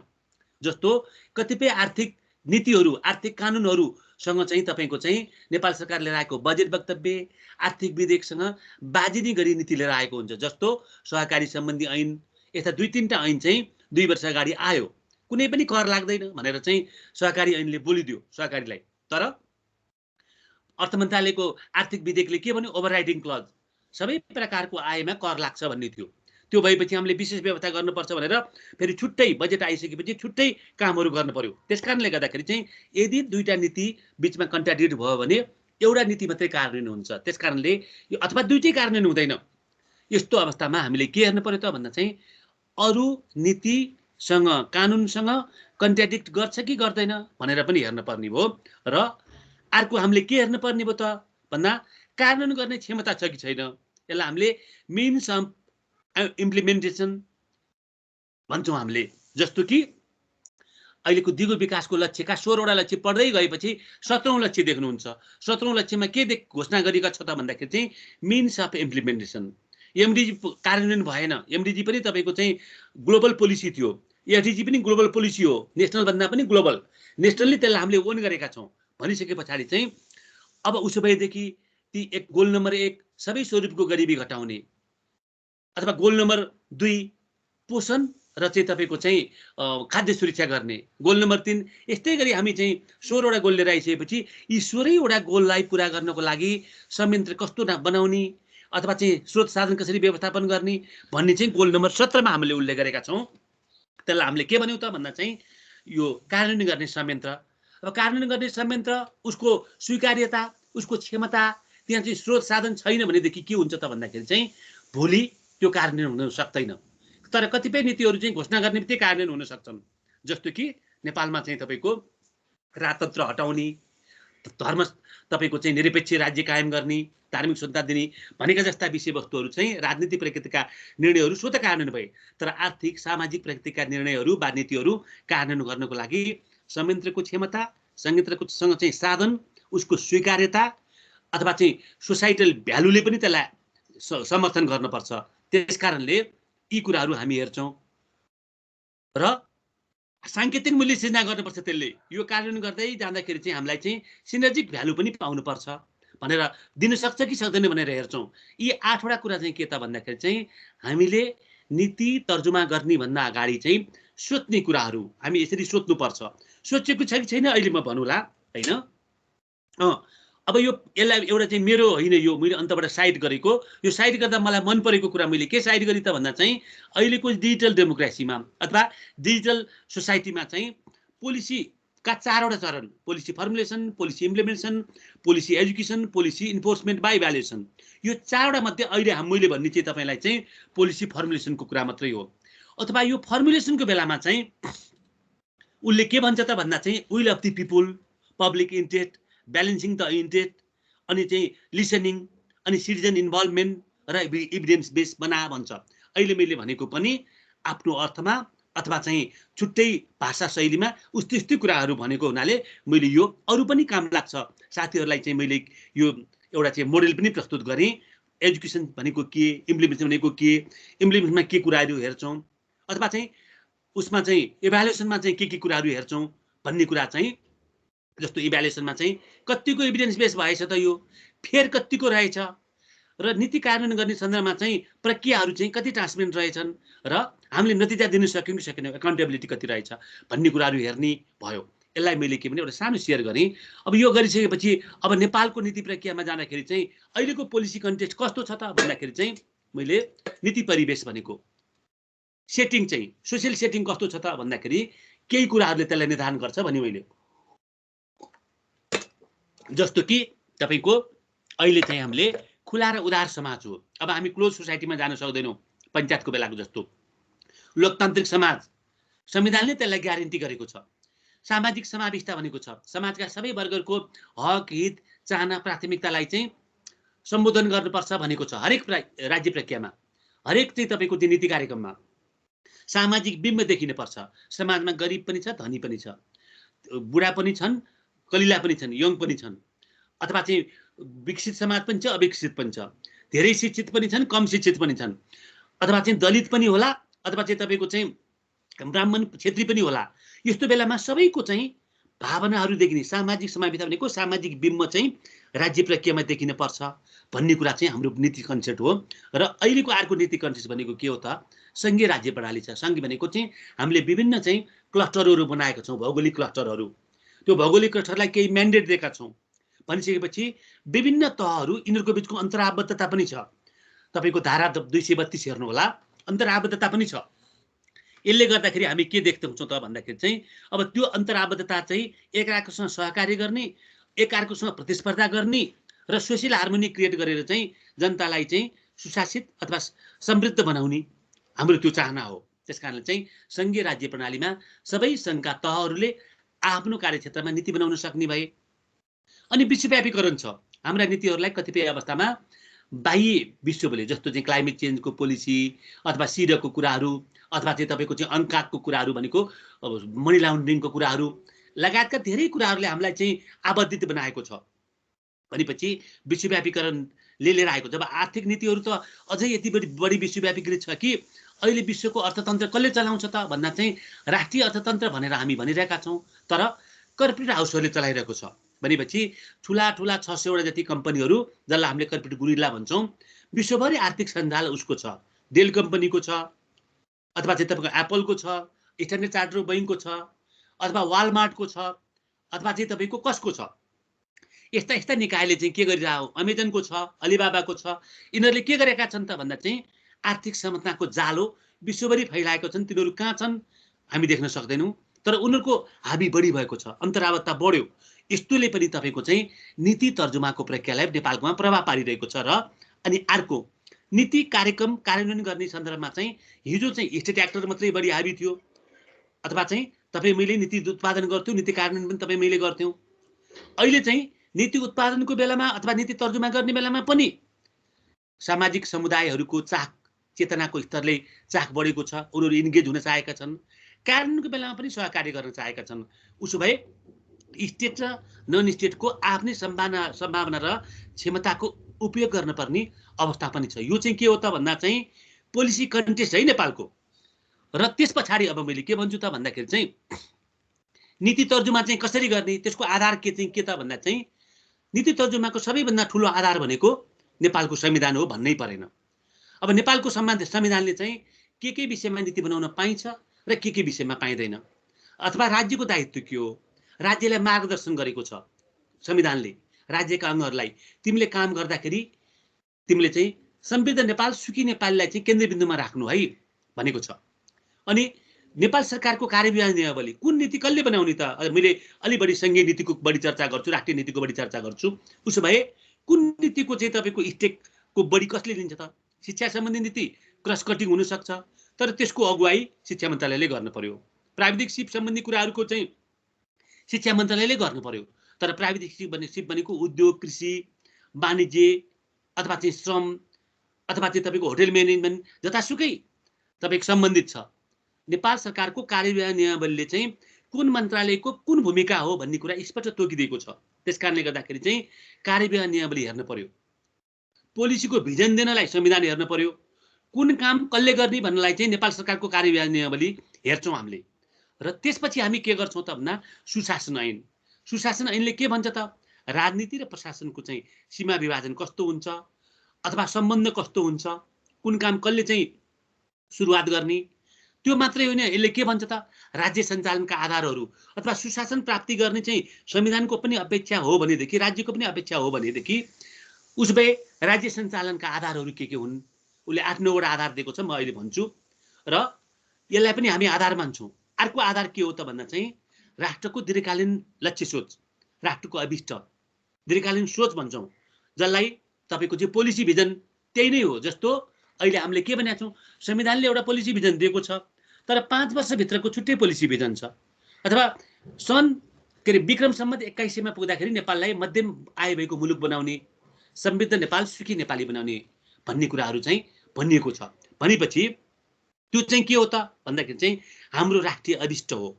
त्यो अभिष्ट भनेको सोच हो अथवा हाम्रो चाहिँ अन्तिम गन्तव्य। त्यो गन्तव्यले पनि हामीलाई गाइड गर्छ। त्यो कार्यक्रम अथवा त्यो आवधिक योजना कार्यान्वयन भइन्जाल त्यो सोचलाई हामीले चाहिँ ठिक छ भनिन्जालको लागि चाहिँ बन्ने नीति, कार्यक्रम, बजेट जे जति छ संरचनाहरू सबै त्यही भावनाले गाइड गर्छ। अनि आन्तरिक तथा बाह्य समाजमा चाहिँ गरिएको प्रतिबद्धता, राज्यको तर्फबाट गरिएको प्रतिबद्धता, विभिन्न मन्त्रीहरूले, राज्यले चाहिँ प्रधानमन्त्रीले, हेड अफ द स्टेटले अथवा कतिपय अवस्थामा राज्यको शक्ति प्राप्त गरेर जाने चाहिँ नेपाल सरकारका वार्ता टोलीहरूले अथवा चाहिँ सचिवहरूले गरेको कमिटमेन्ट पनि चाहिँ नीतिको तर्जुमाको आधार हुन्। कहिलेकाहीँ विशेष सन्दर्भ आइपर्छ, विशेष परिस्थिति आउँछ, जस्तो डिजास्टर, क्लाइमेट चेन्ज अथवा तत्कालै सम्बोधन गर्न पर्ने कुराहरू जुन कुराहरू चाहिँ संविधान सुशासन ऐन नीति कानुनमा त्यति उल्लेख गरेको हुँदैन, स्रोत पनि हुँदैन, तयारी पनि हुँदैन, तर विशेष सन्दर्भ जस्तो जुरीमा पहिरो आयो अथवा चाहिँ तपाईँको चाहिँ हामीलाई चाहिँ 72 मा ठुलो भूकम्प गयो, हामीले चाहिँ पिडिएनए बनाउनु पर्यो, रिकन्स्ट्रक्सन सम्बन्धी पोलिसी बनाउनु पर्यो, हो यस्तो रिकन्स्ट्रक्सन सम्बन्धी पोलिसी बनाउने सन्दर्भमा चाहिँ विशेष सन्दर्भ भने मैले यो चाहिँ तपाईँको चाहिँ उ भयो। अब नेपालको नीति प्रक्रियामा चाहिँ निर्देशक सिद्धान्त संविधानको भावनाभन्दा पर गएर नीति बनाउन पाउँदैनौँ भनेपछि संविधानको भावना चाहिँ के हो त नि भन्दाखेरि संविधानले 4 उद्देश्य स्थापित गरेको छ। राजनीतिक उद्देश्य, सामाजिक उद्देश्य, आर्थिक उद्देश्य र चाहिँ वैदेशिक मामिला सम्बन्धी उद्देश्य। यी 4 उद्देश्यभन्दा पर गएर हामीले नीति बनाउँदैनौँ। जस्तो राजनीतिक उद्देश्य के हो त? लोकतान्त्रिक गणतन्त्रको सुदृढीकरण, अरू धेरै कुरा छ, यो के अरे चाहिँ तपाईँको चाहिँ लोकतान्त्रिक मूल्य मान्यता इत्यादि भन्ने छ, मैले क्रक्स मात्रै राखेको। सामाजिक उद्देश्य भनेको के त भन्दा चाहिँ नेपाल बहुलवादी समाज हो, धेरै भाषा संस्कृति भूगोल विविधता भएको कारणबाट हामी के भन्छौँ त? हाम्रो सांस्कृतिक उद्भव, हाम्रो जातीय उद्भव, हाम्रो रहन सहन भाषा शैली फरक छ। यो फरक भए तापनि सामाजिक सद्भाव एकीबद्धता सामञ्जस्यता कायम गरेर राष्ट्र बनाउने। राष्ट्र भनेको के त भन्दा भूगोल मात्रै होइन भावना पनि हो भन्ने कुरा यसले स्वीकार्छ। भावना भूगोलमा त आबद्ध छौँ हामी, त्यो चाहिँ देश बन्यो, मुलुक बन्यो। अब त्यो भूगोललाई चाहिँ भावनाले पनि बाँध्न पर्यो। त्यो भावना भनेको चाहिँ के त भन्दाखेरि चाहिँ सामाजिक सांस्कृतिक ऐक्यबद्धता कायम गर्ने हैन। अनि अर्को चाहिँ हार्मोनी भन्छौँ हामीले, सोसियल हार्मोनी। अनि अर्को चाहिँ तपाईँको आर्थिक उद्देश्य के हो त भन्दाखेरि चाहिँ समाजवाद उन्मुख स्वतन्त्र र समृद्ध अर्थतन्त्र निर्माण गर्ने रहेछ। अब समाजवाद उन्मुख भनेको के? यसमा धेरै व्याख्या गर्नु हुँदैन। हाम्रो व्यापारीहरू लगानी गर्न डराउनु भएको छ अहिले, किनभने समाजवाद भनेको कम्युनिस्टतिर जाने हो कि साम्यवादतिर बन्द सोसाइटीमा जाने हो कि भन्ने उहाँहरूलाई भ्रम परेको छ। संविधानको खाका बाहिर लिएर आएपछि एफएनसीसीआई सिएनआईले ठुलो तपाईँको चाहिँ सम्मेलन पनि गर्नुभयो। त्यो सम्मेलनमा मैले पनि भाग लिएको थिएँ हैन। अर्थमन्त्री तत्कालीन अर्थमन्त्रीले पनि भाग लिनुभएको थियो, उहाँले त प्रस्तुतै गर्नुभएको थियो रामशरण महतले। भनिसकेपछि यो चाहिँ यसको भनाइ के त भन्दा समृद्धिको निर्माण पनि गर्ने, समृद्धिको वितरण पनि गर्ने। समाजवाद भनेको सामाजिक न्याय भनेको त्यही हो, त्यतातिर जाने भनेको। त्यसकारण चाहिँ सबै लगानीको प्रक्रियालाई उत्पादनको प्रक्रियालाई राज्यले डोमिनेट गर्ने भनेको होइन, हामीले यसरी बुझ्नुपर्छ। त्यसकारण चाहिँ समाजवाद उन्मुख स्वतन्त्र र समृद्ध अर्थतन्त्र। अनि यो अर्थतन्त्र अलिकति स्वतन्त्र होस्।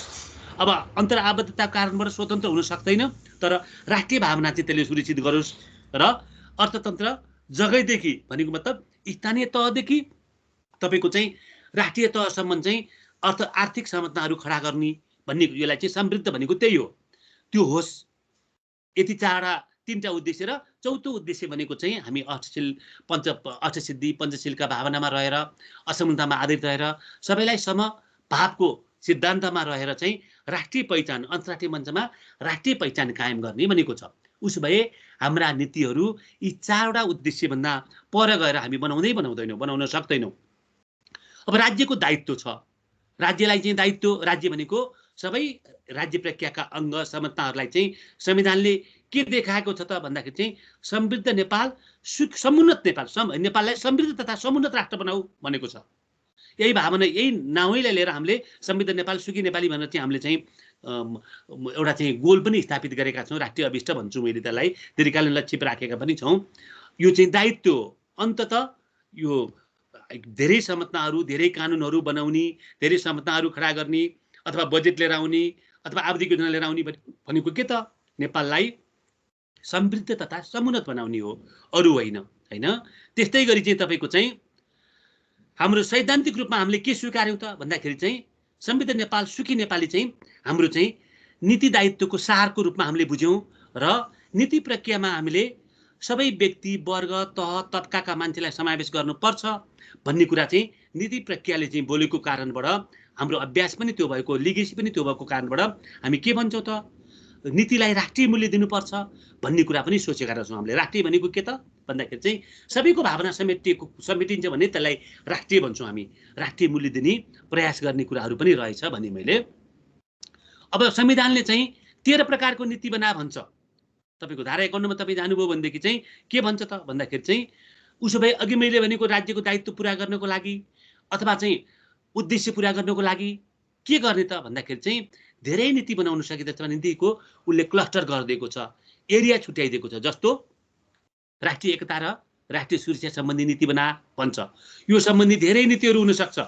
राजनीति तथा शासन सञ्चालन सम्बन्धी नीति बना भन्छ, चुनाव सम्बन्धी नीति अथवा चाहिँ तपाईँको चाहिँ प्रतिनिधित्व सम्बन्धी नीति, महिला समावेशीकरण सम्बन्धी नीति, सामाजिक र सांस्कृतिक रूपान्तरणको लागि नीति बना भनेको छ, अर्थ उद्योग वाणिज्य सम्बन्धी नीति बना भनेको छ, कृषि भूमि सुधार सम्बन्धी नीति बना भनेको छ, अथवा चाहिँ तपाईँको चाहिँ कृषि फुड सेक्युरिटी कसरी कायम गर्ने, जग्गाको चाहिँ हदबन्दी, प्राइसिङ, स्वामित्व सम्बन्धमा कसरी निर्धारण गर्ने, लगायतको सुकुम्बासीलाई कसरी व्यवस्थापन गर्ने, कृषि भूमि सुधार सम्बन्धी नीति होला।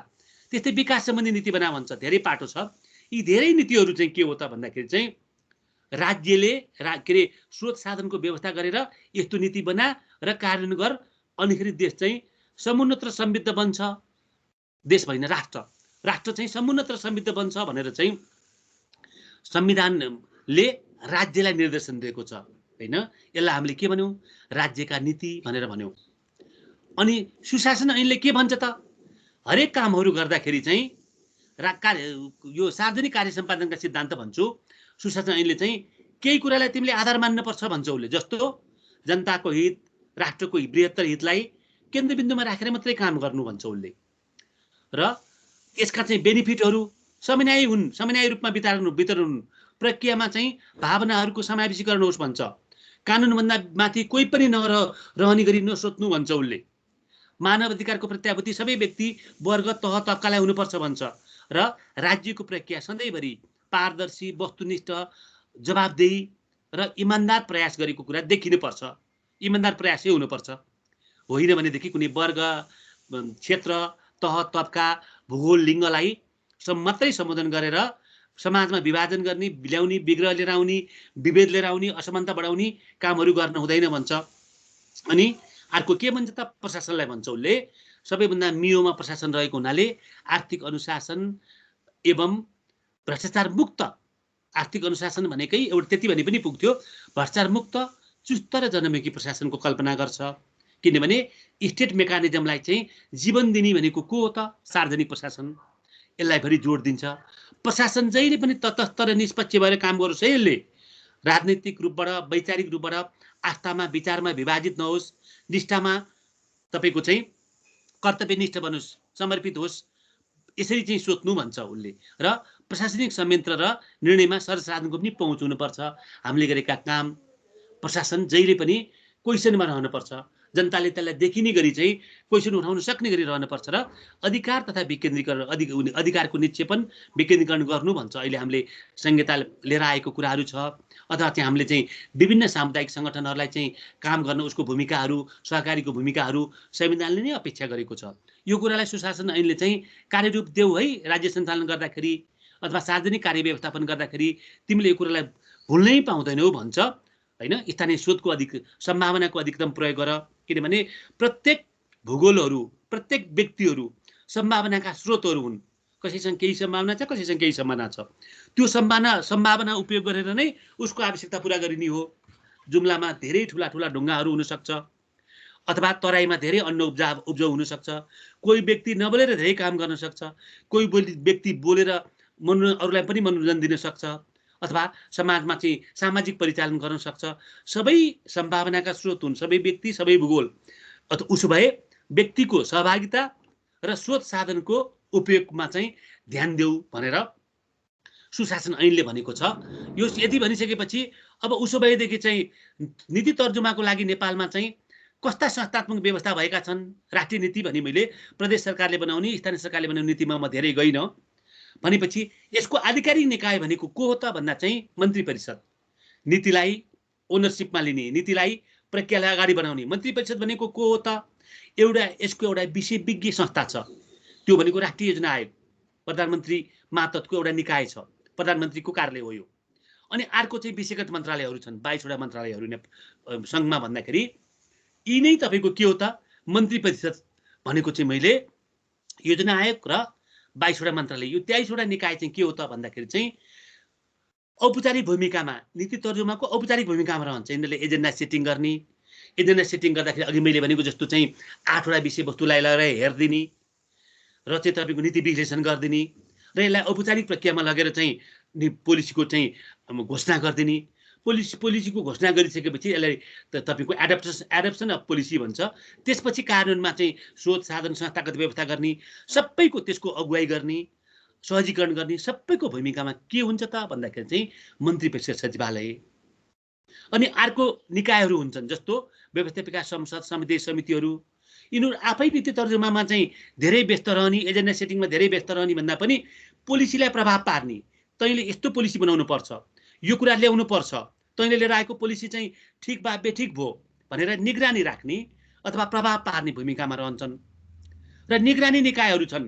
निगरानी निकाय भनेको 13वटा 14वटा चाहिँ तपाईँका चाहिँ कार्यालयहरू छन्, यो संवैधानिक निकायहरू। त्यो बाहेक हाम्रो को छ त भन्दाखेरि चाहिँ तपाईँको राष्ट्रपति उपराष्ट्रपति कार्यालयहरू पनि छन्। तपाईँको माथिल्ला अदालत छ, संसद छ, के अरे सरी सर्वोच्च अदालत छ। यिनीहरूले चाहिँ के गर्छन् त भन्दाखेरि चाहिँ सरकारले बनाएको नीतिहरूलाई चाहिँ निगरानी राख्ने काम, नीति प्रक्रियालाई निगरानी राख्ने काम।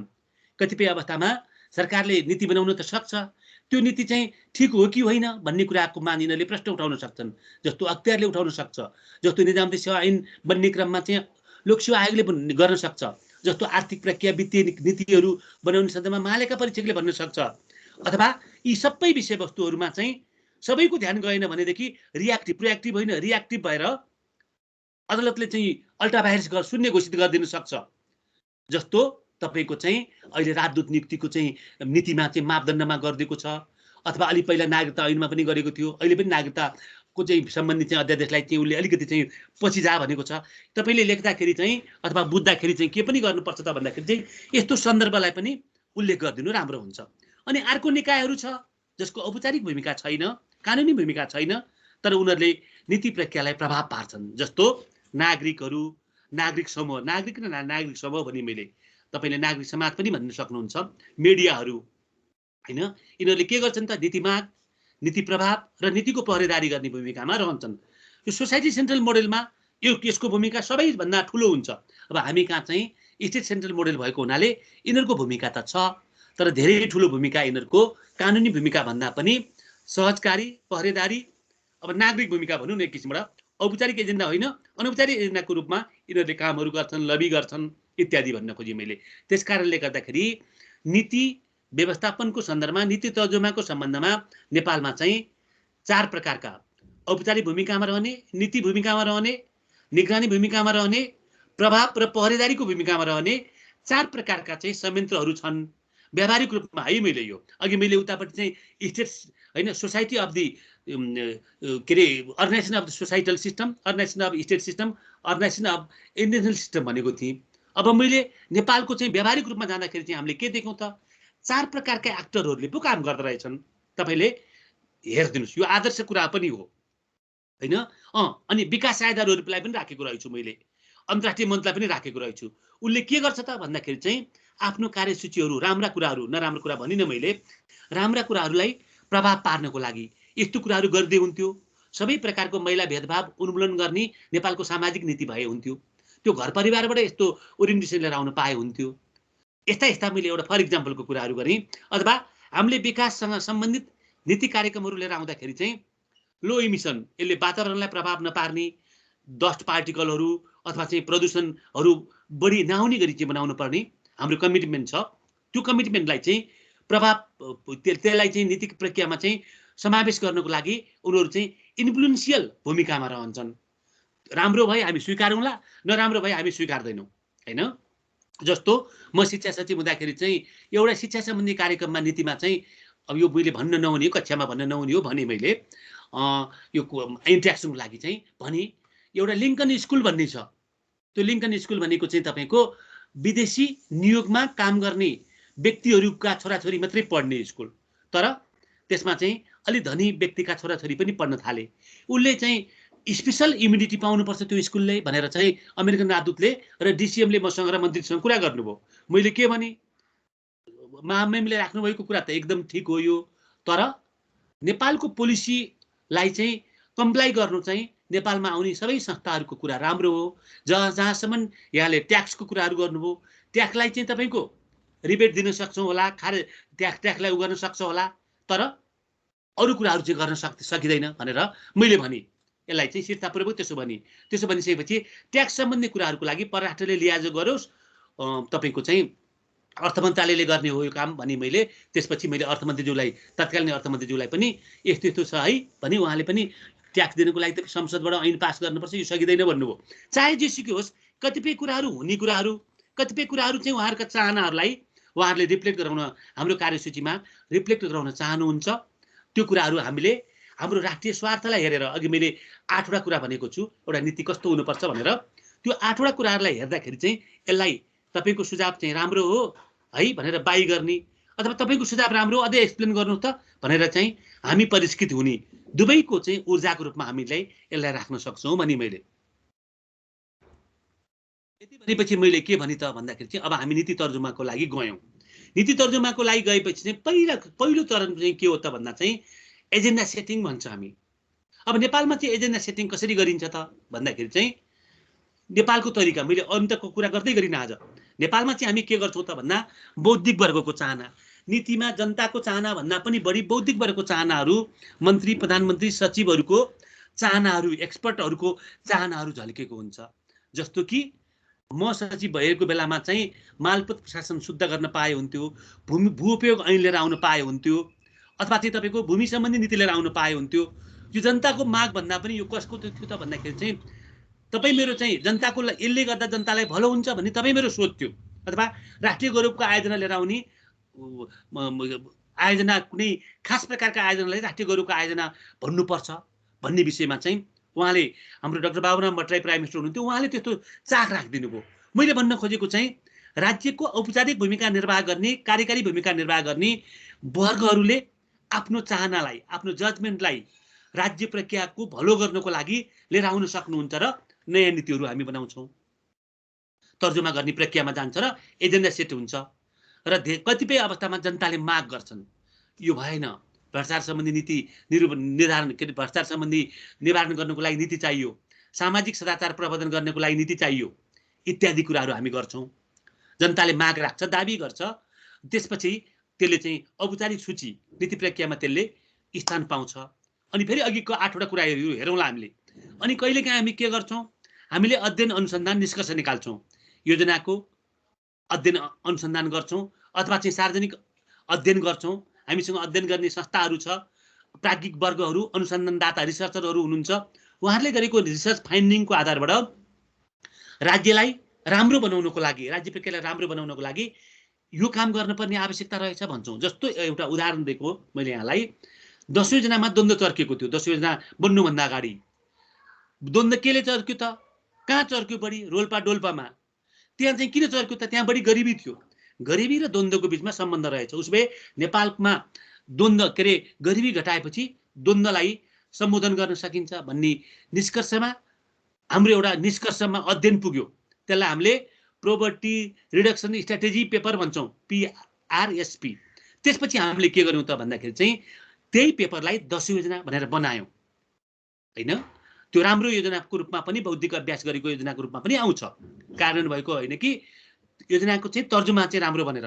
त्यसकारणले अध्ययन अनुसन्धानको निष्कर्षको आधारमा नीति कार्यक्रमको समीक्षा, कहिलेकाहीँ हामी वार्षिक रूपमा वा चौमासिक रूपमा अथवा चाहिँ मासिक रूपमा मन्त्रालय लेभलमा, अथवा चाहिँ वार्षिक रूपमा चाहिँ राष्ट्रिय लेभलमा, अथवा चौमासिक लेभलमा चाहिँ प्रधानमन्त्रीको लेभलमा रहेर चाहिँ हामी नीति कार्यक्रमको समीक्षा गर्छौँ। यसले पनि कतिपय नीतिको, यस्तो नीतिहरू चाहिँ डिमान्ड गर्छ, चाहिन्छ भन्ने कुरा चाहिँ निर्धारण गरिदिन्छ, दिन्छ। जस्तो मैले एउटा उदाहरण दिन्छु, राष्ट्रिय विकास समस्या समाधानको तपाईँको चाहिँ 25औं 26औं बैठक अहिले त हाम्रो माथि पुगिसक्यो। त्यो बेलामा 4-4 महिनामा बस्छौँ। अहिले चाहिँ कोभिडको कारणबाट बस्न सकेको छैन होला, धेरै समय बहुत बस्न सकेको छैन। सधैँभरि चाहिँ तपाईँको सचिव र मन्त्रीहरूले विकासको प्रतिफल किन भएन भन्दाखेरि चाहिँ पूर्वाधार सम्बन्धी काममा किन राम्रो काम गरेन, पुँजी निर्माण किन हुन सकेन भनेर भन्दा उहाँहरूले एउटा तर्क राख्नुहुन्थ्यो। के भयो त भन्दाखेरि चाहिँ जग्गा प्राप्ति सम्बन्धी नीति भएन नेपालमा, सोसियल सेफगार्ड पोलिसी भन्छ, त्यो चाहियो भनेपछि प्रधानमन्त्रीले निर्देशन दिनुभयो तत्कालै। त्यो तत्कालीन प्रधानमन्त्रीले निर्देशन दिएर यो छिटोभन्दा छिटो चाहिँ राष्ट्रिय यो safeguard policy, social safeguard policy चाहियो र यसैसँग अनुकूल हुने गरी चाहिँ जग्गा प्राप्ति ऐन पनि तर्जुमा गर्नु पर्यो भनेर भन्नुभयो हैन। त्यो भनिसके पछाडि चाहिँ म योजना आयोगमा सहसचिव भएर पुगेँ। अनि हामीले चाहिँ सोसियल सेफगार्ड पोलिसीहरू चाहिँ 11 वर्ष लगाएर बनायौँ। 2004बाट सुरु गरेको कुरा चाहिँ 2015मा बल्ल बल्ल पारित गऱ्यौँ। किन त एसेम्प्ट्यान्सहरू विभिन्न वर्गको चाख वर्गको त्यहाँ चाहिँ खिचातानी भयो भनेपछि चाहे जोसुकै होस् नीति कार्यक्रमको समीक्षाबाट पनि हामी नीति बनाउने कुराको कार्यसूची तय गर्दछौँ, एजेन्डा सेटिङ गर्दछौँ। नेपालमा त्यस्तो छ। अनि अर्को बजेट तथा सरकारी नीति। अहिले बजेटमा चाहिँ 500 वटा बुदाहरू छ मानिलिनुहोस् न। त्यो 500 वटा बुदाले चाहिँ धेरै नीतिहरू बना भन्छ हैन। त्यो नीतिलाई हामीले के भन्यौँ त भन्दाखेरि चाहिँ बजेट तथा सरकारी नीतिले पनि हामीलाई नीति बजेट सरकारी नीति भनेको चाहिँ बजेट आउनुभन्दा अगाडि चाहिँ हाम्रो सम्माननीय राष्ट्रपतिले संसदलाई दुवै सदनलाई एक ठाउँमा राखेर सरकारको चाहिँ तपाईको नीति कार्यक्रमको चाहिँ अपेक्षाहरू व्यक्त गर्नुहुन्छ। त्यही कुरालाई हामीले राष्ट्रिय के अरे सरकारी नीति भनेर भनेको मैले। र अर्को चाहिँ तपाईको बजेट जुन छ नि त, यो बजेटलाई चाहिँ हामीले चाहिँ 1 वर्षभित्रमा गर्ने कामहरूको लागि चाहिँ सरकारको स्रोत साधन नीति कार्यक्रममा आउने हो। त्यसमा त्यो कुरालाई पनि हाम्रो नीति बनाउनुको लागि यसले पनि गाइड गर्छ भन्यौँ। अनि नीति सरसर सल्लाह कसको त डेभलपमेन्ट पार्टनर अथवा अन्तर्राष्ट्रिय समुदाय यिनीहरूकोले पनि केही प्रभाव पार्छ कार्यसूचीमा लिएर आउनको लागि। मैले अघि तपाईँलाई भनिहालेको छु। अनि सरकारले कहिलेकाहीँ विशेष प्रतिबद्धता गर्छ र कहिलेकाहीँ विशेष प्रतिबद्धता नगरे पनि विशेष ध्यान दिनुपर्ने क्षेत्रहरू हुनसक्छ। स्पेसिफिक एरियालाई जस्तो राउटेलाई बचाउने कुराहरू अथवा चेपाङको चाहिँ संस्कृति संरक्षण गर्ने कुराहरू अथवा चाहिँ मानिलिनुहोस् न कुनै ठाउँको चाहिँ भौगोलिक विविधता संरक्षण गर्ने कुराहरू, कुनै ठाउँको चाहिँ तपाईको चाहिँ जैविक विविधता संरक्षण गर्ने कुराहरू, यसलाई हामीले के भन्यौँ त भन्दा चाहिँ विशेष क्षेत्रको चाहिँ समस्या सम्बोधन। यी आधारबाट चाहिँ हामीले के गर्छौँ एजेन्डा सेटिङ गर्छौँ। एजेन्डा सेटिङ गरिसकेपछि अब हामी नीतिको ड्राफ्ट गर्छौँ। त्यो नीतिको ड्राफ्ट गरेपछि चाहिँ हामीले चाहिँ फेरि छलफल गर्छौँ। फेरि छलफल गरेपछि त्यो नीतिको ड्राफ्टलाई हामीले चाहिँ प्रस्तुत गर्छौँ। प्रस्तुत गरेपछि कहाँ क्याबिनेटमा प्रस्तुत गर्छौँ। क्याबिनेटले पनि क्याबिनेट समितिमा लगिदिन्छ। मैले यही कुराहरू राखेको छु। उसो भए अघि मैले भनेको जस्तो एजेन्डा सेटिङ भइसकेपछि अब हामी के गर्छौँ त भन्दाखेरि चाहिँ हामीले चाहिँ एजेन्सी छलफलमा जान्छौँ। नीतिको ड्राफ्ट गरेर हामी यो छलफलको चरणमा पुग्छौँ। त्यो छलफलको चरणमा पुग्दाखेरि चाहिँ त्यसको चाहिँ सबैभन्दा कुरा चाहिँ सुरुवात चाहिँ कसले गर्छ त भन्दा चाहिँ सम्बन्धित मन्त्रालय, उठान गर्ने मन्त्रालयले, ओनरसिप लिने मन्त्रालयले। नेपाल सरकारको कार्यविधान नियमावली जुन भयो त्यही कार्यविधान नियमावली चाहिँ कुनै मन्त्रालयले स्टेक लिने भनेको छ। त्यो भनेको छैन भनेदेखि कुनै पनि मन्त्रालयको भागमा परेन भनेदेखि त्यो चाहिँ मन्त्री परिषद सचिवालय वा राष्ट्रिय योजना आयोगले त्यसलाई चाहिँ ओनरसिप लिएर उनीहरूले अगाडि बढाउँछ। चाहे जोसुकै होस् योलाई पनि मन्त्रालयकै रूपमा राखिदिनुहोस् भनेपछि पहिला मसौदा तहमा छलफल हुने भयो, नीति आवश्यकताको पहिचान गर्ने भयो। यस कारणले मैले नीति तर्जुमा गर्दैछु भनेर चाहिँ उसले क्याबिनेटबाट स्वीकृति लिन्छ, कानुन मन्त्रालयबाट स्वीकृति लिन्छ। अनि त्यसपछि एजेन्डा सेटिङ भयो। एजेन्डा सेटिङ यस कारणले भयो अब हामी मसौदा ऐन बनाउँछु, मसौदा गर्छु, कानुन नीति बनाउँछु भनेर भनेपछि त्यसको पहिला सैद्धान्तिक स्वीकृति लिन्छौँ हामीले। सैद्धान्तिक स्वीकृति लिइसकेपछि अब विस्तृत हामीले चाहिँ ड्राफ्ट गरेर जान्छौँ। अब विस्तृत ड्राफ्ट गर्ने बेलामा चाहिँ सम्बन्धित मन्त्रालयको भूमिका सबभन्दा ठुलो हुन्छ। किनभने पोलिसीको आवश्यकता उसैले महसुस गरेको छ। नीतिग्राही अथवा पोलिसीको बेनिफिट कुनै वर्गमा कति पर्छ भन्ने कुराको आकलन उसैले गरेको छ। यस अर्थमा हामी के भन्छौँ त भन्दा चाहिँ सम्बन्धित मन्त्रालयको स्टेक सबैभन्दा ठुलो हुन्छ र उसले चाहिँ तपाईँको चाहिँ यो के अरे तर्जुमा गरेको अथवा ड्राफ्ट गरेको नीतिको सन्दर्भमा चाहिँ 3टा निकायबाट कम्तीमा पनि 3टा निकायबाट हामीले राय, परामर्श, प्रतिक्रिया, सुझाव लिनुपर्छ। एउटा भनेको चाहिँ तपाईँको राष्ट्रिय योजना आयोग। राष्ट्रिय योजना आयोगमा चाहिँ तपाईँको के हो त भन्दाखेरि चाहिँ र चालु आवधिक योजनाको अथवा चाहिँ दीर्घकालीन लक्ष्य सोच अनुसार चाहिँ त्यो नीति कम्प्याटिबल छ कि छैन हेर्छ त्यसले। किनभने पोलिसी प्रायोरिटी डिक्लेयर गर्ने नेपालको प्राविधिक संस्था चाहिँ को हो त राष्ट्रिय योजना आयोग। उसले चाहिँ आवधिक नीति, रणनीति, प्राथमिकताहरू, स्रोत साधनको चाहिँ कुराहरू उसैले चाहिँ अध्ययन गरिरहेको हुन्छ। त्यसकारण चाहिँ राष्ट्रिय योजना आयोगमा चाहिँ एउटा नीति संवाद समिति भन्ने छ। 2055 सालदेखि चाहिँ उसलाई त्यो काम गर्न दिएको छ। अहिले त फेरि अलिकति कन्फ्लिक्ट छ। नीति अध्ययन प्रतिष्ठान पनि बनाएको छ, यसलाई छोडिदिनुहोस् अहिले भन्नु होला। त्यसकारण चाहिँ नीति संवाद समिति जुन छ त्यसमा सेक्टर बाँडेका हुन्छौँ हामीले। त्यो योजना आयोगमा पूर्वाधार सम्बन्धी यसले, आर्थिक सम्बन्धी यसले, सामाजिक सम्बन्धी यसले, यसरी बाँडेको छौँ। चाहे जोसुकै होस् त्यो एउटा सदस्यले लिड गर्छ त्यहाँ। त्यसले चाहिँ तपाईँको पहिला ओके भन्नुपर्छ अथवा ओके भनेन भने पनि उसले चाहिँ के गर्नुपर्छ त भन्दाखेरि चाहिँ यो कुरा समावेश गरेर पनि गर्नु राम्रो हुन्छ भन्छ। अनि हामी समावेश गर्छौँ। समावेश गरेपछि हामी फेरि हाम्रो ड्राफ्ट नीतिलाई समावेश गरेको कुराहरूलाई राखेर हामी कहाँ पठाउँछौँ त? अर्थ मन्त्रालयमा। अर्थ मन्त्रालयमा पठाएपछि अर्थ मन्त्रालयको प्रतिक्रिया आवश्यक हुन्छ, किनभने त्यसको चाहिँ कस्ट कम हुनुपर्छ र त्यसको उपलब्धि बढी हुनुपर्छ भन्यौँ हामीले। अथवा उसले चाहिँ के हेर्छ त? इकोनोमिक इम्प्लिकेसन अफ प्रस्तावित पोलिसी, अथवा हामीले तपाईँले प्रस्ताव गरेको नीतिले चाहिँ समाजमा आर्थिक लाभहरू कति आउँछ, त्यसको लागतपछि हामी त्यसलाई चाहिँ कार्यान्वयन गर्न सक्छौँ कि सक्दैनौँ भन्ने कुरा चाहिँ उसले हेरेर उसले केही सुझावहरू दिनुपर्छ भने दिन्छ। जस्तो मैले एउटा उदाहरण दिएँ, भर्खरको हालसालको म शिक्षा सचिव भएको बेलामा चाहिँ हामीले नेपाल युनिभर्सिटी भनेर चाहिँ नेपाल विश्वविद्यालय भनेर बनाउन खोज्यौँ, गैंडाकोटमा स्थापना गर्न खोज्यौँ। खोज्दाखेरि चाहिँ ठुलो प्रेसर समूहले त्यो कुराहरू गर्नुपर्छ भनेको थियो। पूर्व मन्त्रीहरूदेखि लिएर सबै शिक्षाविद, नेपालमा नाम चलेका विज्ञहरू सबै त्यसको ब्याकग्राउन्डमा थिए। भनिसकेपछि त्यसको चाहिँ तपाईँको चाहिँ प्राविधिक तपाईँको संयोजन मैले गर्नुपर्ने भयो। अनि मैले चाहिँ अर्थ मन्त्रालयमा सुझाव मागेँ। अर्थ मन्त्रालयले चाहिँ यो कुराहरू गरौँ, मैले लगानी गर्न सक्दिनँ, म दिन्न भनेर भन्थ्यो। तर अनौपचारिक रूपमा प्रेसर त भइरहेकै थियो। अनि अर्थमन्त्रीज्यूसँग फेरि छलफल गऱ्यौँ। छलफल गरिसकेपछि मिडल वे कसरी निकाल्न सकिन्छ। अनि मैले विश्वविद्यालय अनुदान आयोगसँग सोधेँ, उसले हुँदैन भन्न खोज्यो। तर हुँदैन भने तापनि नेपालमा लिबरल आर्ट सम्बन्धी चाहिँ हामी अघि मैले भने नि इन्टेलेक्चुअल जजमेन्ट बढी हुन्छ भने लिबरल आर्ट सम्बन्धी चाहिँ एउटा राम्रो विश्वविद्यालय, सरकारको लगानी नभएको, निजी क्षेत्र, निजी पनि नभन्नु, समुदाय स्तरबाट स्थापना हुने एउटा चाहिँ युनिभर्सिटी चाहिन्छ नै भन्ने निष्कर्षमा हामी फेरि पुग्यौँ। अनि फेरि अर्थ मन्त्रालयले कन्डिसनल सहमति दियो। त्यो कन्डिसनल सहमति पनि राख्यौँ। योजना आयोगले दिएको अथवा चाहिँ विश्वविद्यालय अनुदान आयोगले दिएको कुरा पनि राख्यौँ। राखेर अब हामी फेरि के गर्छौँ त भन्दाखेरि चाहिँ कानुन मन्त्रालयमा पठाउँछौँ। कानुन मन्त्रालयले के गर्छ? मैले एउटाको उदाहरण मात्रै दिएको, सबैमा यस्तै हो। कानुन मन्त्रालय चाहिँ अरू कानुनसँग बाँध्छ कि बाँध्दैन, संहितासँग बाँध्छ कि बाँध्दैन, संविधानसँग बाँध्छ कि बाँध्दैन, अथवा तिनीहरूको भावनालाई कानुन गर्छ कि गर्दैन भनेर लिगल भ्यालु र लिगल कम्प्याटिबिलिटी हेर्छ।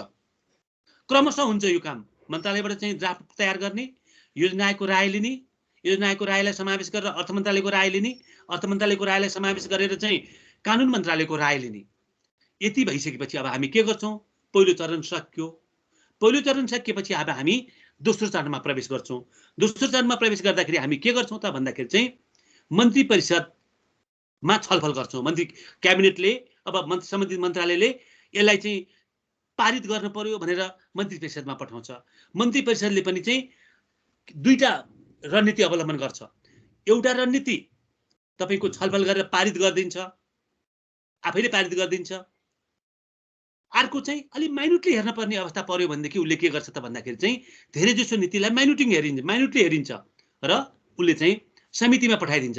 प्रधानमन्त्री मन्त्री परिषदमा 5वटा समिति छन्। त्यो 5वटा समिति मध्ये कहाँ पर्छ त पठाइदिन्छ। यो नीति राष्ट्रिय भूमि नीति चाहिँ समितिमा पठाइयो। अनि समितिमा पठाएपछि त्यहाँ फेरि दफावार छलफल हुन्छ, नीतिको चाहिँ उद्देश्यमाथि छलफल हुन्छ। उस्तै पर्दा विज्ञहरू बोलाएर छलफल हुनसक्छ। भइसकेपछि समितिले पास गरेको कुरा चाहिँ फेरि क्याबिनेटमा पठाएपछि क्याबिनेटले त्यसलाई एप्रुभ गर्छ। कतिपय कुरा चाहिँ सानो अलिकति ठुलो असर नपर्ने नीति चाहिँ समितिबाटै पास गरेर चाहिँ क्याबिनेटको अधिकार पनि दिएको हुन्छ कुनै कुनैलाई। र कतिपय अवस्थामा चाहिँ के हुन्छ त भन्दाखेरि चाहिँ संसदले यो क्याबिनेटले चाहिँ संसदमा पुर्याउनु पर्ने नीति पनि हुनसक्छ। कतिपय संविधानले नै तपाईँको राष्ट्रिय सन्धि गर्ने कुराहरू, राष्ट्रिय प्राकृतिक स्रोतको चाहिँ तपाईँको उपयोग सम्बन्धी कुराहरू अथवा चाहिँ कानुन बनाउनु पर्ने कुराहरू चाहिँ संसदमा लानु पर्छ भनेको हुन्छ। उसो भए अर्को स्टेज चाहिँ के हो त भन्दाखेरि चाहिँ यो प्राविधिक समितिमा मन्त्री परिषदमा छलफल गरेर मन्त्री परिषदको प्राविधिक समितिमा टेक्निकल कमिटीमा छलफल भइसके पछाडि चाहिँ अनि मन्त्री परिषदले पारित गरेर सम्बन्धित मन्त्रालयलाई संसदमा प्रस्तुत गर भनेर चाहिँ निर्देशन दिन्छ। प्राय गरी कानुनमा चाहिँ यो दिनै हाल्छ। अनि त्यसपछि अब हामी के गर्छौँ त भन्दा चाहिँ कानुन भनेको नीति र के अरे ऐन र तपाईँको चाहिँ नियमावलीको लागि अनि संसदमा हामी प्रस्तुत गर्छौँ। संसदमा प्रस्तुत गरिसकेपछि संसदमा चाहिँ सिधै संसदले पास गर्न पनि सक्छ, सामान्य त गर्दैन। उससँग पनि समिति छ। दुईटा हाम्रो चाहिँ सङ्घीय संसदमा 2वटा सदन छ। जुन सदनमा पेश गरे पनि हुन्छ। तल्लोमा आर्थिक चाहिँ तल्लोमै गर्नुपर्छ। अरू चाहिँ तपाईँका नीतिगत कुराहरू चाहिँ तपाईँको कानुनी कुराहरू चाहिँ जुनमा पेश गरे पनि हुन्छ। त्यो 17वटा समिति मध्ये 16वटाले यही काम गर्छन्। राज्य व्यवस्था समिति, सुशासन समिति इत्यादि। अनि त्यसपछि त्यो समितिले छलफल गरेर सदनमा पेश गर्छ। सदनले दुवै सदनमा यो कुराहरू भइसकेपछि सदनले यसलाई छलफल गरेर केही परिमार्जन गर्नुपर्ने कुराहरू छ भने परिमार्जन गरेर चाहिँ यसलाई स्वीकृति दिन्छ।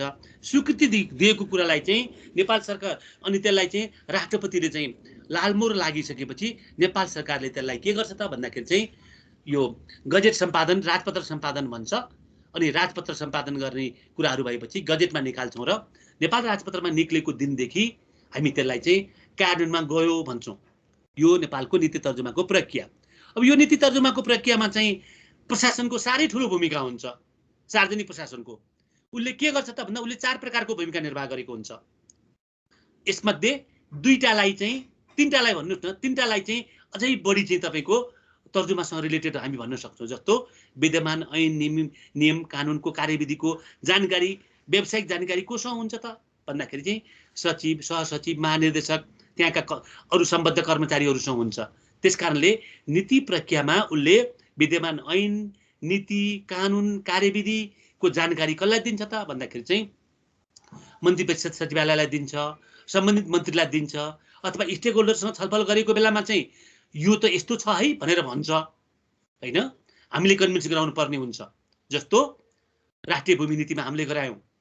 जस्तो मैले नसकेको एउटा तपाईलाई भन्छु, ठुलो विद्रोह पनि भयो गुठी ऐन लिएर आउने बेलामा। संविधानको धारा 290 अनुसारको चाहिँ गुठी ऐन लिएर आएको त्यसले पोलिटिसाइज भइदियो।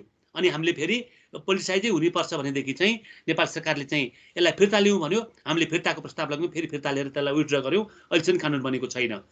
तैपनि त्यो बेलामा पनि हामीले ट्यान्जिबल इन्ट्यान्जिबल गुठीका विषयवस्तुमा चाहिँ हामी भनेको मतलब प्रशासनिक संयन्त्रले चाहिँ सरकारवालालाई जानकारी दिने, अझ विशेष त आधिकारिक निकायलाई बढी जानकारी दिने कामहरू गरेर सहयोग गर्यौँ।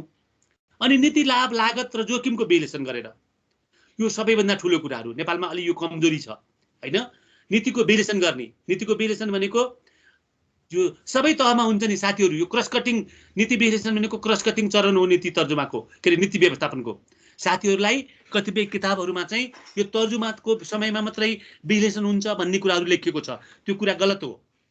हामी प्र्याक्टिकल रूपमा हामी के देख्छौँ, नीति तर्जुमामा एजेन्डा सेटिङमा पनि विश्लेषण हुन्छ, नीतिको चाहिँ तपाईँको मस्यौदा तयारी गर्ने बेलामा पनि हुन्छ, अनि नीतिको निर्णय गर्ने बेला एडप्टेसनको बेलामा पनि हुन्छ, नीतिको तपाईँको कार्यान्वयनको बेलामा पनि विश्लेषण हुन्छ, र नीतिको तपाईँको अनुगमन गर्ने बेलामा पनि र पछि अन्ततः मूल्याङ्कन गर्ने बेलामा यो 6 नै चरणमा चाहिँ के हुन्छ त भन्दा चाहिँ यो विश्लेषण हुन्छ।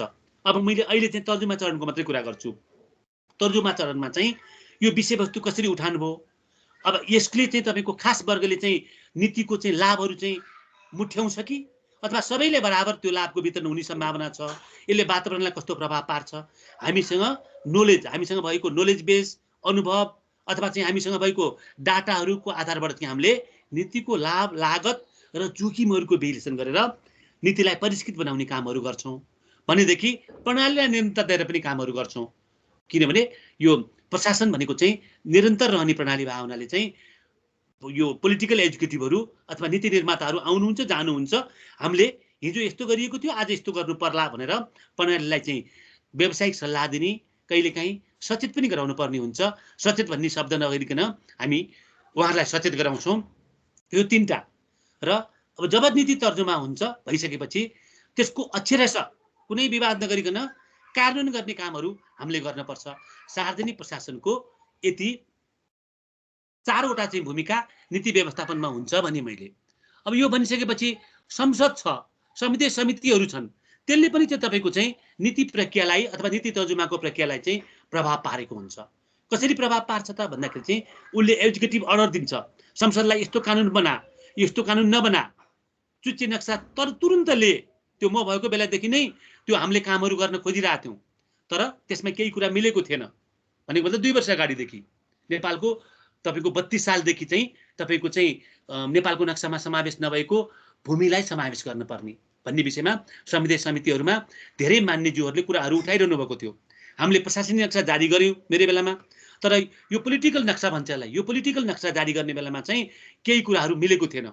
भन्न खोजेको चाहिँ संसदले खास विषयवस्तुमा नीति लिनको लागि निर्णय गर्नको लागि उसँग अधिकार हुँदैन, तर उसले के गर्छ त भन्दा चाहिँ विधायिकी दृष्टिगोचर अथवा निगरानी राख्ने, ओभरसी गर्ने, अहिलेसम्मको चाहिँ प्रशासनको काम अथवा सार्वजनिक प्रशासनको चाहिँ मूल्याङ्कन गर्ने र त्यो गरेर चाहिँ उनले के गर्छ त भन्दा तिमीले यो कामहरूमा चाहिँ ग्याप देख्यौ त्यतातिर जानुपर्छ भनेर चाहिँ सरकारलाई नीति प्रक्रिया परिष्कृत बनाउनको लागि नीति तर्जुमा परिष्कृत बनाउनको लागि उसले चाहिँ निरन्तर सहयोगहरू गरिरहेको हुन्छ भन्छु।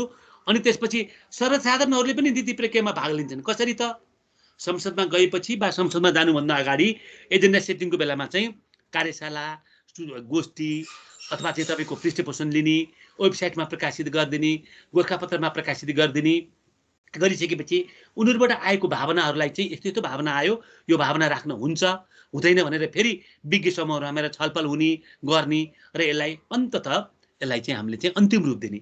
अन्तिम रूपमा दिइसके पछाडि पनि यो पोलिसी तर्जुमाको सन्दर्भमा चाहिँ लबिङ ग्रुपहरूको ठुलो महत्त्व हुन्छ। उनीहरूले आफ्नो इन्ट्रेस्टलाई चाहिँ नीति कार्यसूचीमा पार्ने प्रयासहरू गरेका हुन्छन् हैन, धेरै संस्था समुदायले गरेका हुन्छन् र यसरी चाहिँ यसले नीतिलाई अन्तिम रूप पाउँछ। यो पाइसकेपछि पनि फेरि खास प्रकारको नीतिले राष्ट्रिय हित गर्दैन, समाजको हित गर्दैन भन्ने लाग्यो भनेदेखि हामी अदालती प्रक्रियामा गएर त्यो नीतिलाई शून्य घोषित गर्न सक्छौँ। भनेपछि अदालती सुनवाईको प्रक्रियामा जनता जान सक्छ हैन। अथवा चाहिँ तपाईँको चाहिँ दिनेश त्रिपाठी जानुभयो, बालकृष्ण नेउपाने जानुभयो, मीरा खड्गाहरू जानुभयो, ओम प्रकाश अर्याल जानुभयो, धेरै व्यक्तिहरूको यसरी चाहिँ उहाँहरूले गरेको चाहिँ सुनवाईको आधारबाट चाहिँ संसदले तिमीले गरेको काम ठिक के अरे भएन के अरे सरी संसदले चाहिँ अदालतले तिमीले गरेको काम ठिक छैन, सच्याउ है, यो काम गर्नु हुँदैन अथवा यसलाई अन्तिम निर्णय नदिएसम्म चाहिँ तिमी काम नगर, अगाडि नजाऊ भनेर चाहिँ कि अन्तिम प्रकारको आदेश कि एक्जिक्युटिभ टाइप अफ अर्डर दिने कामहरू गर्छ भनेर मैले भने। अब नेपालमा चाहिँ तपाईँको चाहिँ सधैँभरि एउटा भन्ने शब्द के हो त भन्दाखेरि म अलिक पछिल्लो चरणमा आएँ। सबैभरि भन्ने चलन चाहिँ के हो त, युनको प्रतिवेदनमा पनि अथवा एडिबीको प्रतिवेदनमा पनि सबैतिर एउटा भन्ने चलन छ, नेपालमा नीति त राम्रै बन्यो तर नीति कार्यान्वयन भएन अथवा चाहिँ नीति राम्रो यही कुरामा बन्न सकेन भन्ने किसिमबाट चाहिँ हामीले प्रश्नहरू उठेको नागरिक समाजबाट, नीतिग्राहीबाट, विज्ञबाट अथवा चाहिँ तपाईँको विकास साझेदारहरूबाट अन्तर्राष्ट्रिय मञ्चमा विभिन्न प्रतिवेदनहरूमा यस्ता कुराहरू भएको हामी देख्न सक्छौँ। किन त्यस्तो भयो त भन्ने सन्दर्भमा चाहिँ मैले नीति प्रभावकारी किन हुन सकेन भनेर मैले 7वटा बुँदाहरू राखेको छु। एउटा बुँदा चाहिँ के हो त, यो मेरो अनुभवको कुराहरू पनि हो र तपाईँहरूको अनुभवको कुराले पनि यो कुरालाई कतिपय साथीहरू सेवामा रहनुभएको होला, सरकारी सेवामा रहनुभएको साथीहरूले यो कुरा महसुस गर्नुभएको छ। पहिलो कुरा भनेको चाहिँ एबिलिटी टु इन्टरप्रेट एभिडेन्स, हामीसँग भएका डाटाहरूको व्याख्या गरेर नीति प्रक्रियामा चाहिँ लाने क्षमता हामीसँग नभएको पहिलो पक्ष है। भनेको नीति व्याख्याको क्षमताको अभाव, हामीसँग चाहिँ तपाईँको चाहिँ विभिन्न तथ्यहरू छ, आँकडाहरू छ, जानकारीहरू छ, जानकारी लिन सक्ने सम्भावना पनि छ। तथ्याङ्क विभाग, राष्ट्र बैङ्क अथवा सेक्टरल मिनिस्ट्रीहरूले सेक्टरल डाटाहरू प्रोभाइड पनि गरिरहेको छ, नलेज बेस पनि होला, त्यसलाई हामीले लिन सकेनौँ। डाटा एकतिर रह्यो, डाटाको उपयोग नभइकन उपयोग गर्नुपर्ने ठाउँमा नगरिकन हामीले कामहरू गऱ्यौँ। पहिलो पक्ष त्यसले पनि नीति वास्तविक रूपमा तर्जुमा भएन। दोस्रो चाहिँ तथ्य प्रयोगमा समतान्तक अवरोध पनि छ। आफूले तर्जुमा गरेका, आफूले सङ्कलन गरेका तथ्यहरू अर्को निकायलाई नदिने स्ट्रक्चर अवरोध अथवा चाहिँ सचिवले भनेका कुराहरू मन्त्रीले चाहिँ यो चाहिँ नगरौँ न भन्ने तथ्य प्रयोग गर्ने वातावरण नभएको दोस्रो पक्ष। Structural barrier in way of using evidence, यी ज्ञान पनि छ, अनुभव पनि छ, तथ्याङ्क पनि छ, तथ्य पनि छ, तर त्यसलाई प्रयोग गर्नलाई संरचनाहरू अवरोध। संरचना अवरोध मुख्य चाहिँ कुन कुन संरचना बढी अवरोध छ त भन्दाखेरि मैले देखेको अवरोध चाहिँ पहिलो कुरा चाहिँ हामीले अवरोध भनेको मन्त्री परिषद सचिवालय पनि कहिलेकाहीँ अवरोधी हुनसक्छ। यो कुराहरू भयो भने उसले पहिले अपेक्षा राख्न सक्छ। हामी यो इन्टेलेक्चुअल जजमेन्टको आधारबाट चाहिँ नीति बनाइरहेका छौँ। दोस्रो, स्रोत साधनको विषयमा चाहिँ साह्रै ट्रेडिसनल दृष्टिकोण राख्छ कसले त भन्दा अर्थ मन्त्रालयले, उसले पनि अवरोध गर्न सक्छ।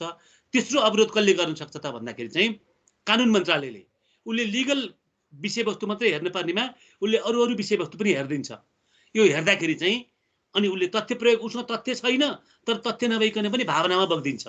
यस्तो बेलामा हामी के देख्छौँ त भन्दा चाहिँ स्ट्रक्चरल अवरोध, हामी बिचको संस्था बिचको असल सम्बन्ध कायम नभएको कारणबाट त्यसको प्रभाव केमा पर्छ? नीतिमा पर्छ। नीतिले केमा प्रभाव पार्छ त? जनतालाई, राष्ट्रलाई प्रभाव पार्छ। अनि अर्को कुरा, नीतिशिल्पी तथ्यमा भन्दा विषयमा रमाउने बानी, सचिवहरू अथवा प्रणालीहरूले चाहिँ अथवा महानिर्देशकहरू प्रशासनिक संयन्त्रले जहिले पनि तथ्य प्रस्तुत गर्छ। तर हाम्रा चाहिँ राजनीतिज्ञहरू चाहिँ के गर्नुहुन्छ त भन्दाखेरि चाहिँ यसो गरौँ न भन्ने उहाँहरूको चाहना हुन्छ। त्यसकारणले चाहिँ उहाँहरू चाहिँ क्वालिटेटिभ रूपमा सोध्नुहुन्छ, त्यसको चाहिँ सार, त्यसको चाहिँ तथ्य, त्यसको सत्यमा त्यति प्रवेश गर्नुहुन्न हैन। उहाँहरूलाई फेरि नीतिको अथरसिप उहाँहरूमा हुन्छ, उहाँले तुलेपछि हामीले एकपटक यस्तो गर्ने, यस्तो हुन्छ भनेर बताउने हो, त्यो बताउँदा उहाँले त्यसलाई नस्वीकारेपछि सकियो कुरा। हामी त्यसलाई सहयोग मात्रै गर्नुपर्ने हुन्छ। अनि अर्को चौथो कुरा भनेको चाहिँ राजनीतिज्ञहरू जो नीति शिल्पीको रूपमा रहन्छन् भने मैले पोलिटिकली एजुकेटिभहरू जहिले पनि के चाहन्छन् त भन्दाखेरि चाहिँ पोलिसी होल पोलिटिकल तपाईँको चाहिँ पोलिसी कन्स्टिट्युन्सी नेपालभरि चाहिँ पोलिसी कन्स्टिट्युन्सी हो। नीतिको लाभ चाहिँ सबै क्षेत्रमा डिस्ट्रिब्युट हुने गरी चाहिँ नीति तर्जुमा गर्नुपर्छ भन्दामा पनि उहाँहरूको चाहिँ पोलिटिकल लाभको विषयवस्तुमा बढी बोल्नुहुन्छ उहाँहरूले। पोलिटिकल कन्स्टिट्युन्सी, पोलिसी कन्स्टिट्युन्सी होइन कि पोलिटिकल कन्स्टिट्युन्सी। मैले भन्ने गरेको छु पोलिटिकल पार्टीहरू होलमा होइन पार्टमा रमाउँछन्, त्यस कारणले उनीहरू पार्टी हुन्। तर हामी कर्मचारीहरू जहिले पनि हाम्रो कन्स्टिट्युन्सी चाहिँ होल हुन्छ। उसो भए हामीले बनाएका नीतिहरू चाहिँ हाम्रो त्यो नैतिकता पनि हो, हामीले होललाई रिप्रेजेन्ट गर्ने गरी चाहिँ सल्लाह दिनुपर्छ भने मैले हामी चाहिँ अलिकति बढी चाहिँ यस्तो कुराहरू राख्छौँ। राखिसकेपछि तर त्यो कुरामा हामी हार्छौँ। अर्को कुरा भने मैले जहिले पनि अफिसभित्र कन्फिडेन्सको द्वन्द्व हुन्छ नीति तर्जुमाको सन्दर्भमा। भोट म्याक्सिमाइज गर्ने विषयवस्तु भनेको थिएँ मैले। अहिले अब फेरि के भन्छु त भन्दाखेरि चाहिँ पपुलर नीति बनाउने विषयमा राजनीतिज्ञहरू लाग्नुहुन्छ बढी। फ्याक्ट बेस होस्, राम्रो होस्, स्ट्रक्चर्ड होस् भन्ने विषयमा चाहिँ यसलाई मैले तथ्य भने तथ्य र मूल्यको बिचमा चाहिँ द्वन्द्व हुन्छ र जहिले पनि तथ्यले चाहिँ हार्ने पक्ष, धेरै जसो अवस्थामा तथ्यले हार्छ र हाम्रा नीतिहरू राम्रा बन्दैनन् अथवा कतिपय अवस्थामा हामीले चाहेका जस्ता नीतिहरू बन्न सक्दैनन्। छैटौँ तपाईँको एउटा अवरोध भनेको चाहिँ के छ त भन्दा चाहिँ पोलिसी अनेस्टी। नीति बनाउने सन्दर्भमा हाम्रो अनेस्टी नै देखिँदैन। हामीले नीति तर्जुमा गरेर छोडिदिन्छौँ, किनभने मन्त्रीज्यूहरूलाई तपाईँको चाहिँ अवकाश भएपछि तपाईँहरूले सुन्नुभयो भने मन्त्रीज्यूहरूले के भन्नुहुन्छ, मैले यतिवटा नीति बनाएँ। नीति त तपाईँको कामको सुरुवात मात्रै हो, बल्ल सुरुवात। नीति चाहिँ तपाईँको चाहिँ त्यसपछि चाहिँ तपाईँको कार्यान्वयनको प्रक्रियामा जानुपर्नेमा उहाँहरू कार्यान्वयनको प्रक्रियामा जाने त्यति खुस हुनुहुन्न। र सातौँ नीति नक्कल गर्ने बानी।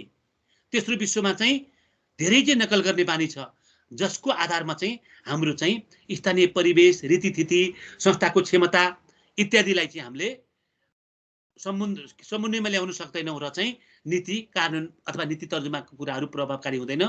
यो चाहिँ हाम्रो वस्तुगत स्थिति नेपालमा देखिएको छ भने मैले अब यति भनेर मैले के भन्छु त भन्दाखेरि चाहिँ अरू के छ त सवालहरू भनेको छु मैले।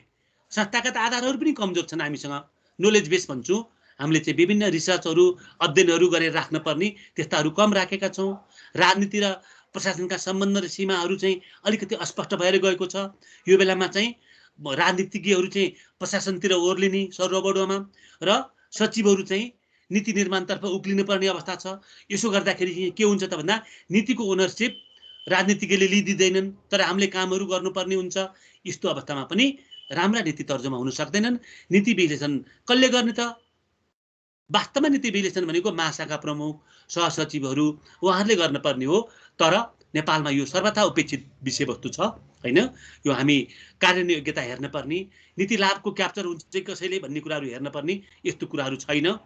अनि आवश्यक गृह कार्य बिना नै चरणहरू पार गर्ने, कहिलेकाहीँ एकैचोटि नीति घोषणा हुन्छ, त्यो प्रक्रियामा आएकै हुँदैन।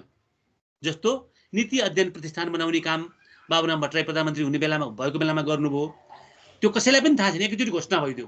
अर्को यसले अघि मैले भनेका 5वटा चरण पार गर्नुपर्ने थियो, त्यो एकैचोटि घोषणा चरण मात्रैमा आयो। अर्को चाहिँ तपाईँको यो सुदूरपश्चिम विकास आयोग र चाहिँ कर्णाली विकास आयोग भन्ने बनाइयो। त्यो पनि कुनै पनि यति ठुलो संरचनाहरू बनाउँदाखेरि कोहीसँग पनि सल्लाह भएन, त्यहाँ कुनै छलफलै भएन, एकैचोटि डिक्लेयर मात्रै भयो, जुन कुरा कार्यान्वयनमा आएनन् हैन। यस्तो कुराहरू हुन्छ। गृह कार्य बिना नै चरणहरू पास गरेर चाहिँ डिक्लेयर गर्ने प्रवृत्ति छ नेपालमा। प्रियताको आधारमा तर्जुमा गर्ने, यसले चाहिँ समाजमा कस्तो असर पार्छ, समेटिगत आर्थिक स्थिति कस्तो हुन्छ नभनिकन चिप पपुलारिटी लिने काम यस्तो हुन्छ। यो विशेष त केही प्रशासकहरूमा पनि होला, तर धेरै चाहिँ राजनीतिहरूमा हुन्छ। अनि नीति लाभ हडप्ने बानी। नीति तपाईँको चाहिँ कुनै वर्गलाई फोकस गरेर यसलाई फाइदा पुगोस् भन्ने, सबैलाई फाइदा होइन कि खासै थोरै व्यक्ति थोरै वर्गलाई फाइदा पुगोस् भनेर चाहिँ नीति बनाउने यस्तो धेरै चाहिँ केमा देखिएको छ त निजामती सेवा सम्बन्धी चाहिँ नीति कानुन बनाउँदाखेरि यस्तो कुराहरू हामीले देख्यौँ अन्त पनि देखौँला हामी अनि विकास सहायताहरूको चाहिँ अलि बढी प्रभाव पार्ने उहाँहरूले अलि बढी दबाब दिने यस्तो कुराहरू छ यसलाई हामीले यदि दरिलो नलेज बेस भयो भनेदेखि त्यसलाई हामीले कन्ट्रोल गर्न सक्छौँ तर दरिलो नलेज बेस र हाम्रो कन्फिडेन्स नभयो भने उहाँहरूले भनेको कुरा हाँ गर्न पर्ने अवस्था पनि रहन सक्छ कतिपय अवस्थामा चाहिँ जब सचिवले यो कुरा चाहिँ काटेको हुन्छ यो कुराहरू गर्नु हुँदैन भनेको हुन्छ तर त्योभन्दा माथिल्लो लेभल मन्त्री प्रधानमन्त्रीको लेभलमा गएर तपाईँको युएनडिपीको चिफ राजदूतावासको चाहिँ राजदूतहरू अथवा चाहिँ तपाईँको चाहिँ एडिबी ओल्ड ब्याङ्कका चिफहरूले चाहिँ यो कुरा माथिबाट ओके गराइसकेका हुन्छन् प्रक्रियामा आएको छैन र त्यसलाई प्रक्रियामा समावेश गर्नुपर्ने बाध्यता रहन सक्छ र त्यो कुराहरू नगर्दाखेरि चाहिँ प्रशासकहरूले चाहिँ जोखिम मोल्न पर्ने सरुवा हुन पर्ने इत्यादि कुराहरू पनि हुनसक्छ यो कुरा मैले धेरै भनिनँ अनि नीति निरन्तरताको अभाव नीति बनायो त्यसलाई चाहिँ हामीले कार्यान्वयन नगर्ने बनाएर थन्काइदिने कुराहरू पनि हुनसक्छ त्यसले पनि नीति तर्जुमाको कुनै अर्थ राख्दैन अनि अर्को डेड एन्ड अराइभल कहिलेकाहीँ नीति चाहिँ बन्छन् जन्मेकै दिन तिनीहरू मर्छन् तिनीहरूलाई कसैले तपाईँको चाहिँ स्वामित्वमै लिँदैन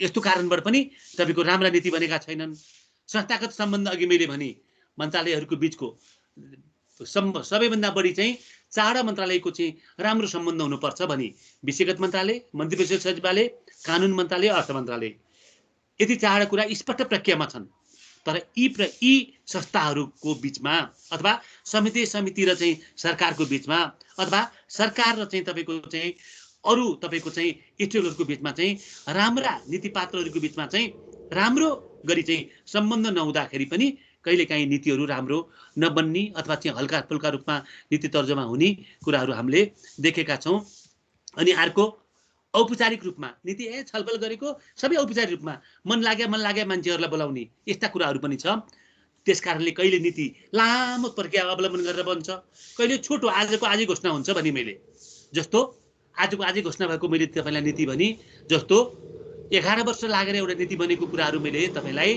त्यो सोसियल सेफगार्ड पोलिसीको कुराहरू मैले गरेँ त्यस्तै नीतिहरू चाहिँ प्रशासनले चाहिँ सर्भाइभल एप्रोचमा आफू बाँच्ने एप्रोचमा आफूले कम्प्रोमाइज गरेको एप्रोचमा आएको छ कतिपय नीतिहरू चाहिँ रियाक्टिभ छन् प्रोएक्टिभ हुनुपर्ने नीति त्यस्तो छैन मैले नीतिको विशेषतामा सुरुमा भनेको थिएँ यी यस्ता कुराले गर्दाखेरि चाहिँ के भएको छ त भन्दाखेरि चाहिँ कतिपय नीतिहरू अस्थिर छन् जस्तो निजामती सेवा ऐन सार्वजनिक खरिद नीति कानुन यस्ताले पनि त तपाईँलाई मलाई चाहिँ नीतिको वैधता पुष्टि गर्दैन र नीतिप्रतिको जनताको चाहिँ कम्प्लाइन्स रहँदैन समाजमा चाहिँ नीति जीवनशैली बन्नको लागि यसले अलिकति चाहिँ नराम्रो कामहरू पनि गर्छ एउटा ठुलो समस्या मैले देखाएँ कर्मचारी तन्त्रको राजनीतिकरण छ निजामती सेवाको राजनीतिकरण छ यसले गर्दाखेरि चाहिँ हामी व्यावसायिक ज्ञान व्यावसायिक सल्लाह व्यावसायिक सुझावहरू व्यावसायिक सूचनाहरू दिने वातावरण छैन अथवा कम छ र कर्मचारी तन्त्रको राजनीतिकरण गर्दाखेरि नेताहरूले के बोल्नुभएको छ त भन्दाखेरि चाहिँ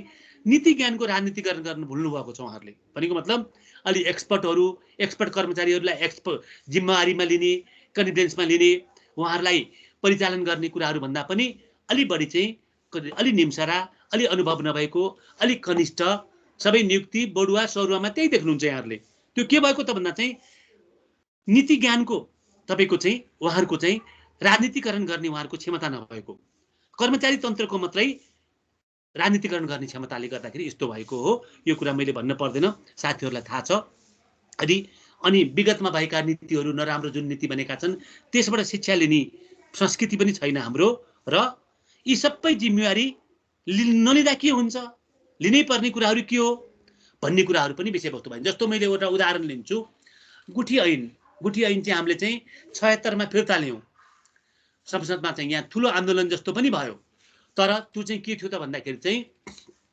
संविधानको धारा 290 ले चाहिँ यो कुरालाई आधार मानेर गुठी सम्बन्धी ऐन संसदले पारित गर्न पर्ने छ भनेर लेखेकै छ त्यसमा के भनेको छ त तपाईको चाहिँ गुठी सम्बन्धी परम्परागत मूल्य मान्यतालाई कायम गर्ने एउटा पक्ष बन्यो दोस्रो पक्ष चाहिँ गुठीमा रहेका चाहिँ तपाईको चाहिँ यो के रे गुठियारहरू भन्नुस् न तपाईको चाहिँ किसानहरूको चाहिँ हित पनि संरक्षण गर्ने दुईटा कुरा भन्यो गुठीको परम्परागत मान्यतालाई कायम गर्ने र गुठीमा रहेका किसानको हक हित संरक्षण गरेर गुठी ऐन लिएर आऊ भनेर भन्यो तर यति ठुलो कुरा संविधानमै लेखेको 290 तपाईँले पल्टाएर हेर्नुहोस्, तर चाहिँ त्यसमा चाहिँ के भनियो त भन्दा चाहिँ केही हाम्रा विधायकहरूले पनि राजनीतिकरण गर्ने सन्दर्भमा चाहिँ के भन्ने कुरा राख्नुभयो त उहाँले भन्दा चाहिँ प्रेसमा आएर पनि उहाँहरूले के भन्नुभयो, अनुसूचीले यो कुरा गर्नको लागि चाहिँ प्रदेश सरकारलाई जिम्मेवारी दिएको छ।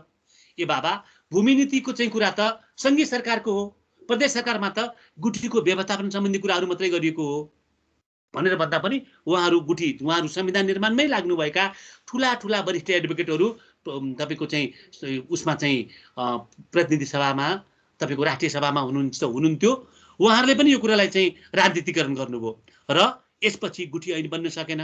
अब कहिले बन्ला होला, मलाई लाग्छ त्यस्तो राम्रो गुठी ऐन फेरि बन्दैन, अहिलेसम्म त बनेन, लगभग 3 वर्ष हुन लाग्यो ब्याक भएको, फेरि बनेन।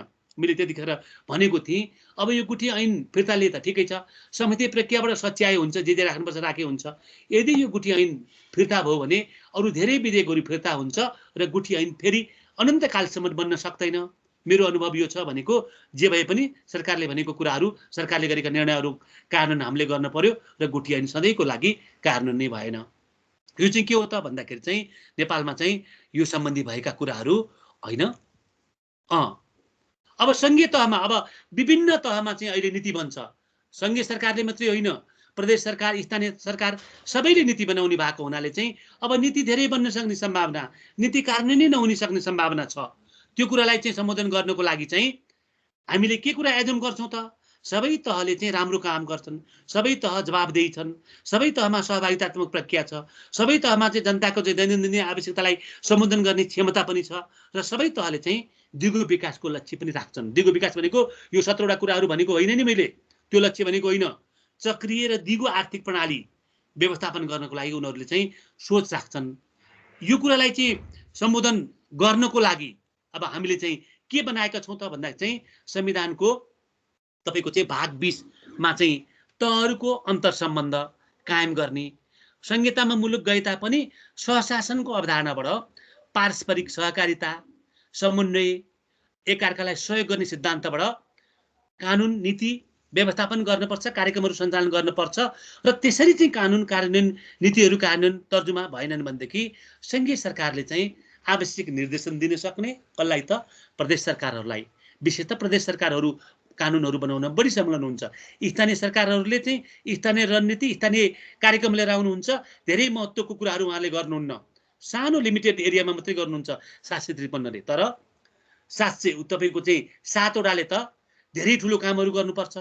त्यस कारणले गर्दाखेरि चाहिँ प्रदेश बीचको चाहिँ एकअर्कालाई सहयोग गर्नुपर्ने कुराहरू, एकले लिएर आएका कुराहरूमा अर्कोले अवरोध नगर्नुपर्ने कुराहरू, साझा चासोको विषयमा सहकार्य गर्ने कुराहरू संविधानको धारा 232, 233, 234, 235 मा लेखिएको छ। मैले यो कुराहरू भनेको छु र यो लेखिएको आधारबाट हामी देख्दाखेरि के देख्छौँ त भन्दाखेरि चाहिँ नेपाल चाहिँ तपाईँको चाहिँ नेपालको संविधानले कानुन बनाउने सन्दर्भमा चाहिँ अनुसूचीमा विभिन्न कुराहरू राखे तापनि त्यसको प्रयोग चाहिँ कसरी गर्नुपर्छ त भन्दा चाहिँ साझा अधिकारभित्र एकल अधिकार र एकल अधिकारभित्रको साझा भावना। कतिपय एकल अधिकार भन्दैन, स्थानीय तह, प्रदेश तह, सङ्घीय तहलाई एकल अधिकार नभने पनि अधिकार भन्छ, तिम्रो रिजर्भ राइट छ भन्छ। त्यो रिजर्भ राइट प्रयोग गर्दाखेरि पनि अर्को तहको भावना, विश्वास जित्नुपर्छ, एकल सोच राख्नु हुँदैन। संविधानले एकल अधिकारको कल्पना पनि गर्दैन। तर हामीले त्यसलाई चाहिँ के भन्यौँ त भन्दाखेरि चाहिँ मेरो अधिकार क्षेत्रको भनेर भन्यौँ भनेदेखि चाहिँ नीतिहरू धेरै बन्ने, नीतिहरू बिचमा एकअर्कोमा चाहिँ कन्फ्लिक्ट हुने, संरचनाहरूको बिचमा कन्फ्लिक्ट हुने, तर काम चाहिँ नहुने अवस्था हुन्छ। किन त नेपालमा चाहिँ तपाईँको चाहिँ सेल्फ रुल भन्दा पनि सेड रुल, साझा शासन गर्ने चाहिँ भावना संविधानको चाहिँ धारा 232ले भनेको छ। मैले त्यो भने धारा 257ले चाहिँ विभिन्न अनुसूचीहरूमा अनुसूची 5, अनुसूची 6 र अनुसूची 8 मा चाहिँ एकल प्रकृतिका अधिकार भने तापनि त्यसको प्रयोगमा चाहिँ साझा भावना देखिनुपर्छ भनेर भनेको मैले। र अवशिष्ट अधिकार अथवा नौतुकीको नीति कानुन कसले बनाउने त भनेर नौतुकीको कुराहरू गर्ने सन्दर्भमा चाहिँ स्थानीय तहको, प्रदेशको भावना जितेर चाहिँ सङ्घीय सरकारले त्यसको अगुवाई लिनुपर्छ भनेको छु मैले। यसको व्याख्या गर्दाखेरि अदालत निगरानी निकायहरूले पनि कानुनको कुराहरू भावनाको भन्दा पनि भावना र चाहिँ तपाईँका राम्रा कुराहरूलाई बढी ध्यान दिनुपर्छ भन्ने खोजेको छु मैले। र सङ्घको चाहिँ अलिकति बाहुल्यता बढ्छ यो नीतिलाई हार्मोनीमा लिएर आउनको लागि, नीतिलाई बढी परिष्कृत गर्नको लागि किन त भन्दाखेरि चाहिँ सङ्घसँग परम्परादेखि काम गरेको अनुभव छ। सङ्घसँग अनि संविधानले के भन्यो, सहकारिता सहअस्तित्व र समन्वयमा चाहिँ काम गर्नु भन्यो। यो समन्वय सहकारिता र चाहिँ सहअस्तित्वको भावना भनेको यो भनेर चाहिँ भन्ने कुराहरू चाहिँ सङ्घीय सरकारले भन्न सक्छ यो कुराहरू सबैलाई, किनभने उसँग गार्जियनसिपको भूमिका छ। अर्को अवशिष्ट अधिकार पनि कहीँ नलेखेको अधिकार पनि उसैलाई छ। त्यसकारणले चाहिँ सङ्घको लिडिङ रोल हुन्छ। अब सङ्घले चाहिँ अरू तहको विश्वास जितेर चाहिँ नीति कानुन कार्यक्रमहरू लिएर आउनुपर्छ। कार्यक्रम र कानुनलाई पनि नीतिको भाग भन्नुहोस् तपाईँले। नीति कानुन गर्ने अङ्ग हो कार्यक्रम भनेको, आफै नीति पनि हो होइन। अनि तपाईँको यसमा चाहिँ के चाहिन्छ त, अर्को कुरा भनेको राजनीतिक समझदारी पनि चाहिन्छ। पोलिटिकल हार्मोनी भनेको मैले त्यो पोलिटिकल हार्मोनी कायम गर्नको लागि प्रधानमन्त्रीको अध्यक्षतामा चाहिँ अन्तर प्रदेश समन्वय परिषद छ। अर्थमन्त्रीको संयोजकत्वमा चाहिँ तपाईँको चाहिँ अर्को समिति छ, त्यसलाई अन्तर सरकारी वित्त परिषद भन्छ। अनि प्रदेश मन्त्री मुख्यमन्त्रीको संयोजकत्वमा चाहिँ प्रदेश समन्वय परिषद छ। योजना आयोगले अध्ययन अनुसन्धान गरेर बस्छ। यी सबै कुराहरूको आधारमा चाहिँ यिनीहरूले के गर्छन् त भन्दाखेरि चाहिँ पोलिटिकल र प्राविधिक आधारमा हार्मोनी खोज्छन् होइन। यो कुरालाई मैले के भने त, अनि साझा अधिकार नीति कानुन बनेको छैन कतिपय अवस्थामा, कतिपय क्षेत्रमा। त्यो बन्दाखेरि पनि हामीले चाहिँ संविधानको भावना, अक्षरभन्दा पनि भावना, अभ्यास र अघि मैले गुठी ऐनको उदाहरण लिने त तपाईँलाई मैले अलिकति बढी प्र्याक्टिकल कुरा भनेको छु। अभ्यास र संविधानको मर्मलाई हामीले हेर्नुपर्छ। त्यसो भनेर हामीले अरूले एक्सेप्ट नगर्ने, अरूको विश्वास नजित्ने कानुनहरू नीतिहरू बनाउन हुँदैन भने मैले त्यो गर्नको लागि यदि अस्चिलो पर्यो भने संविधानले धारा 235ले के भन्छ त भन्दाखेरि चाहिँ एउटा नीति समन्वय संयन्त्र बनाउन सकिन्छ भन्छ उसले। त्यसमा चाहिँ तपाईँको चाहिँ विभिन्न तहगत सरकारहरूको चाहिँ कार्यात्मक सम्बन्ध, नोलेज रिसर्च गराउने, नोलेज बेस क्रिएट गर्ने, क्षमता विकास गर्ने, पृष्ठपोषण लिने, अनुगमन सम्बन्धी राष्ट्रिय मूल्य मानकहरूको तपाईँको चाहिँ घोषणा गर्ने, राष्ट्रिय प्राथमिकताका कुराहरू घोषणा गर्ने। जस्तो कि पञ्चायतको बेलामा राष्ट्रिय मूल नीति भन्ने एउटा रातो किताब थियो। रातो किताब भन्ने त्यतिखेर राष्ट्रिय मूल नीतिलाई भनिन्थ्यो। त्यो राष्ट्रिय मूल नीति चाहिँ सहसचिवभन्दा तलको व्यक्तिले हेर्न पनि पाउँदैन थियो। त्यो गोप्य हुन्थ्यो, गोप्य दस्तावेज। त्यसैको आधारमा रहेर राष्ट्रिय हित प्रवर्धन गर्ने नीति बनाउने भनेको थियो। अब अहिले चाहिँ तपाईँको त्यस्तो घोषणा भएको छैन। संविधानमा अघि भनेका कुराहरू नै तपाईँको चाहिँ मार्गदर्शक कुराहरू हुन्, तिनीहरूको व्याख्या भएको छैन। व्याख्या कसले गर्नुपर्ने अवस्था छ त, कि छुट्टै संयन्त्र बनाउनु पर्यो? छुट्टै संयन्त्र नबनाएको अवस्थामा चाहिँ हामी कसलाई भन्न सक्छौँ त? राष्ट्रिय योजना आयोगलाई। राष्ट्रिय योजना आयोगले यो कुरा गर्न पर्छ। उसका चाहिँ दिएको 4वटा काममध्ये एउटा काम यो पनि हो। र अर्को कसले गराउन सकिन्छ त भन्दा चाहिँ अहिले फेरि सरकारले छुट्टै संस्था बनाएको छ। बाबुराम भट्टराईको बेलामा बनाएको संस्थालाई खारेज गरेर फेरि नीति अध्ययन प्रतिष्ठान भन्ने छुट्टै संस्था बनाएको छ। यसले चाहिँ नीतिको अध्ययन गरेर, नीतिको लाभको अध्ययन गरेर यो चाहिँ तपाईँको चाहिँ नीति बनाउनु पर्छ, यस्तो नीति चाहिँ को बनाउने आधारहरू यो हो भनेर चाहिँ उनले घोषणा गर्न सक्छ। यो घोषणा गर्नुपर्छ भन्ने कुराहरू चाहिँ मलाई लाग्छ। मैले यति भनेर चाहिँ साथीहरूबाट चाहिँ मैले अब अलि लामो लिएँ होला। साथीहरूलाई मैले 10 मिनट चाहिँ बढीमा 10 मिनट चाहिँ केही प्रश्न र जिज्ञासाहरू छ भनेदेखि मलाई राख्नको लागि मैले आफूले मात्रै अनम्युट गरेर राख्नु होला, अर्को साथीलाई डिस्टर्ब नगरिकन। मैले यति भने। हजुर साथीहरू। हुन्छ सर, एकचोटि म सेटिङ मिलाउँदै गर्छु सर। उतापट्टि एजेन्डा सेटिङको बारेमा अलिकति भनिदिनु सर। ठिक छ। एजेन्डा सेटिङ भनेको चाहिँ के हो त भन्दाखेरि चाहिँ हामीले कुन विषयवस्तुमा नीति बनाउने, अथवा त्यो चाहिँ पिपुलको चाहना हो, तपाईँको चाहिँ विभिन्न जनताहरूले पनि भनेका छन्, अथवा धेरै व्यक्तिहरूले चाहिँ धेरै प्रकारको माग दाबी प्रस्तुत गरेका छन् भनेदेखि चाहिँ कस्ता कस्ता कुरालाई चाहिँ औपचारिक एजेन्डामा लिएर जाने, राष्ट्रिय दृष्टिकोण, राष्ट्रिय महत्त्वका दृष्टिकोण चाहिँ के कुराहरू हुनसक्छ भनेर चाहिँ जनताको सरकारको विषयमा सरकारको ध्यानाकृष्ट हुने सन्दर्भ चाहिँ के हो त, सेटिङ चाहिँ के हो त भन्दाखेरि चाहिँ निर्कुल चाहिँ के हो त भन्दाखेरि चाहिँ एजेन्डा सेटिङ, कार्यसूची निर्माण। कार्यसूची भनेको ऐन बनाउने भनेको, कानुन नीति बनाउने भनेको होइन। नीति बनाउन चाहिँ यो विषयवस्तु चाहिँ ठिक छ भनेर चाहिँ विषयवस्तुको चाहिँ रेकी गर्ने, विषयवस्तुको पहिचान गर्ने, त्यसलाई सरकारले बोध गर्ने चरण हो। यो चाहिँ सबैभन्दा महत्त्वपूर्ण चरण हो। र यसको बेलामा चाहिँ हामीले के गर्छौँ त भन्दा चाहिँ के को आधारमा एजेन्डा सेटिङ गर्छौँ त भन्दाखेरि चाहिँ अलि बढी चाहिँ हामीले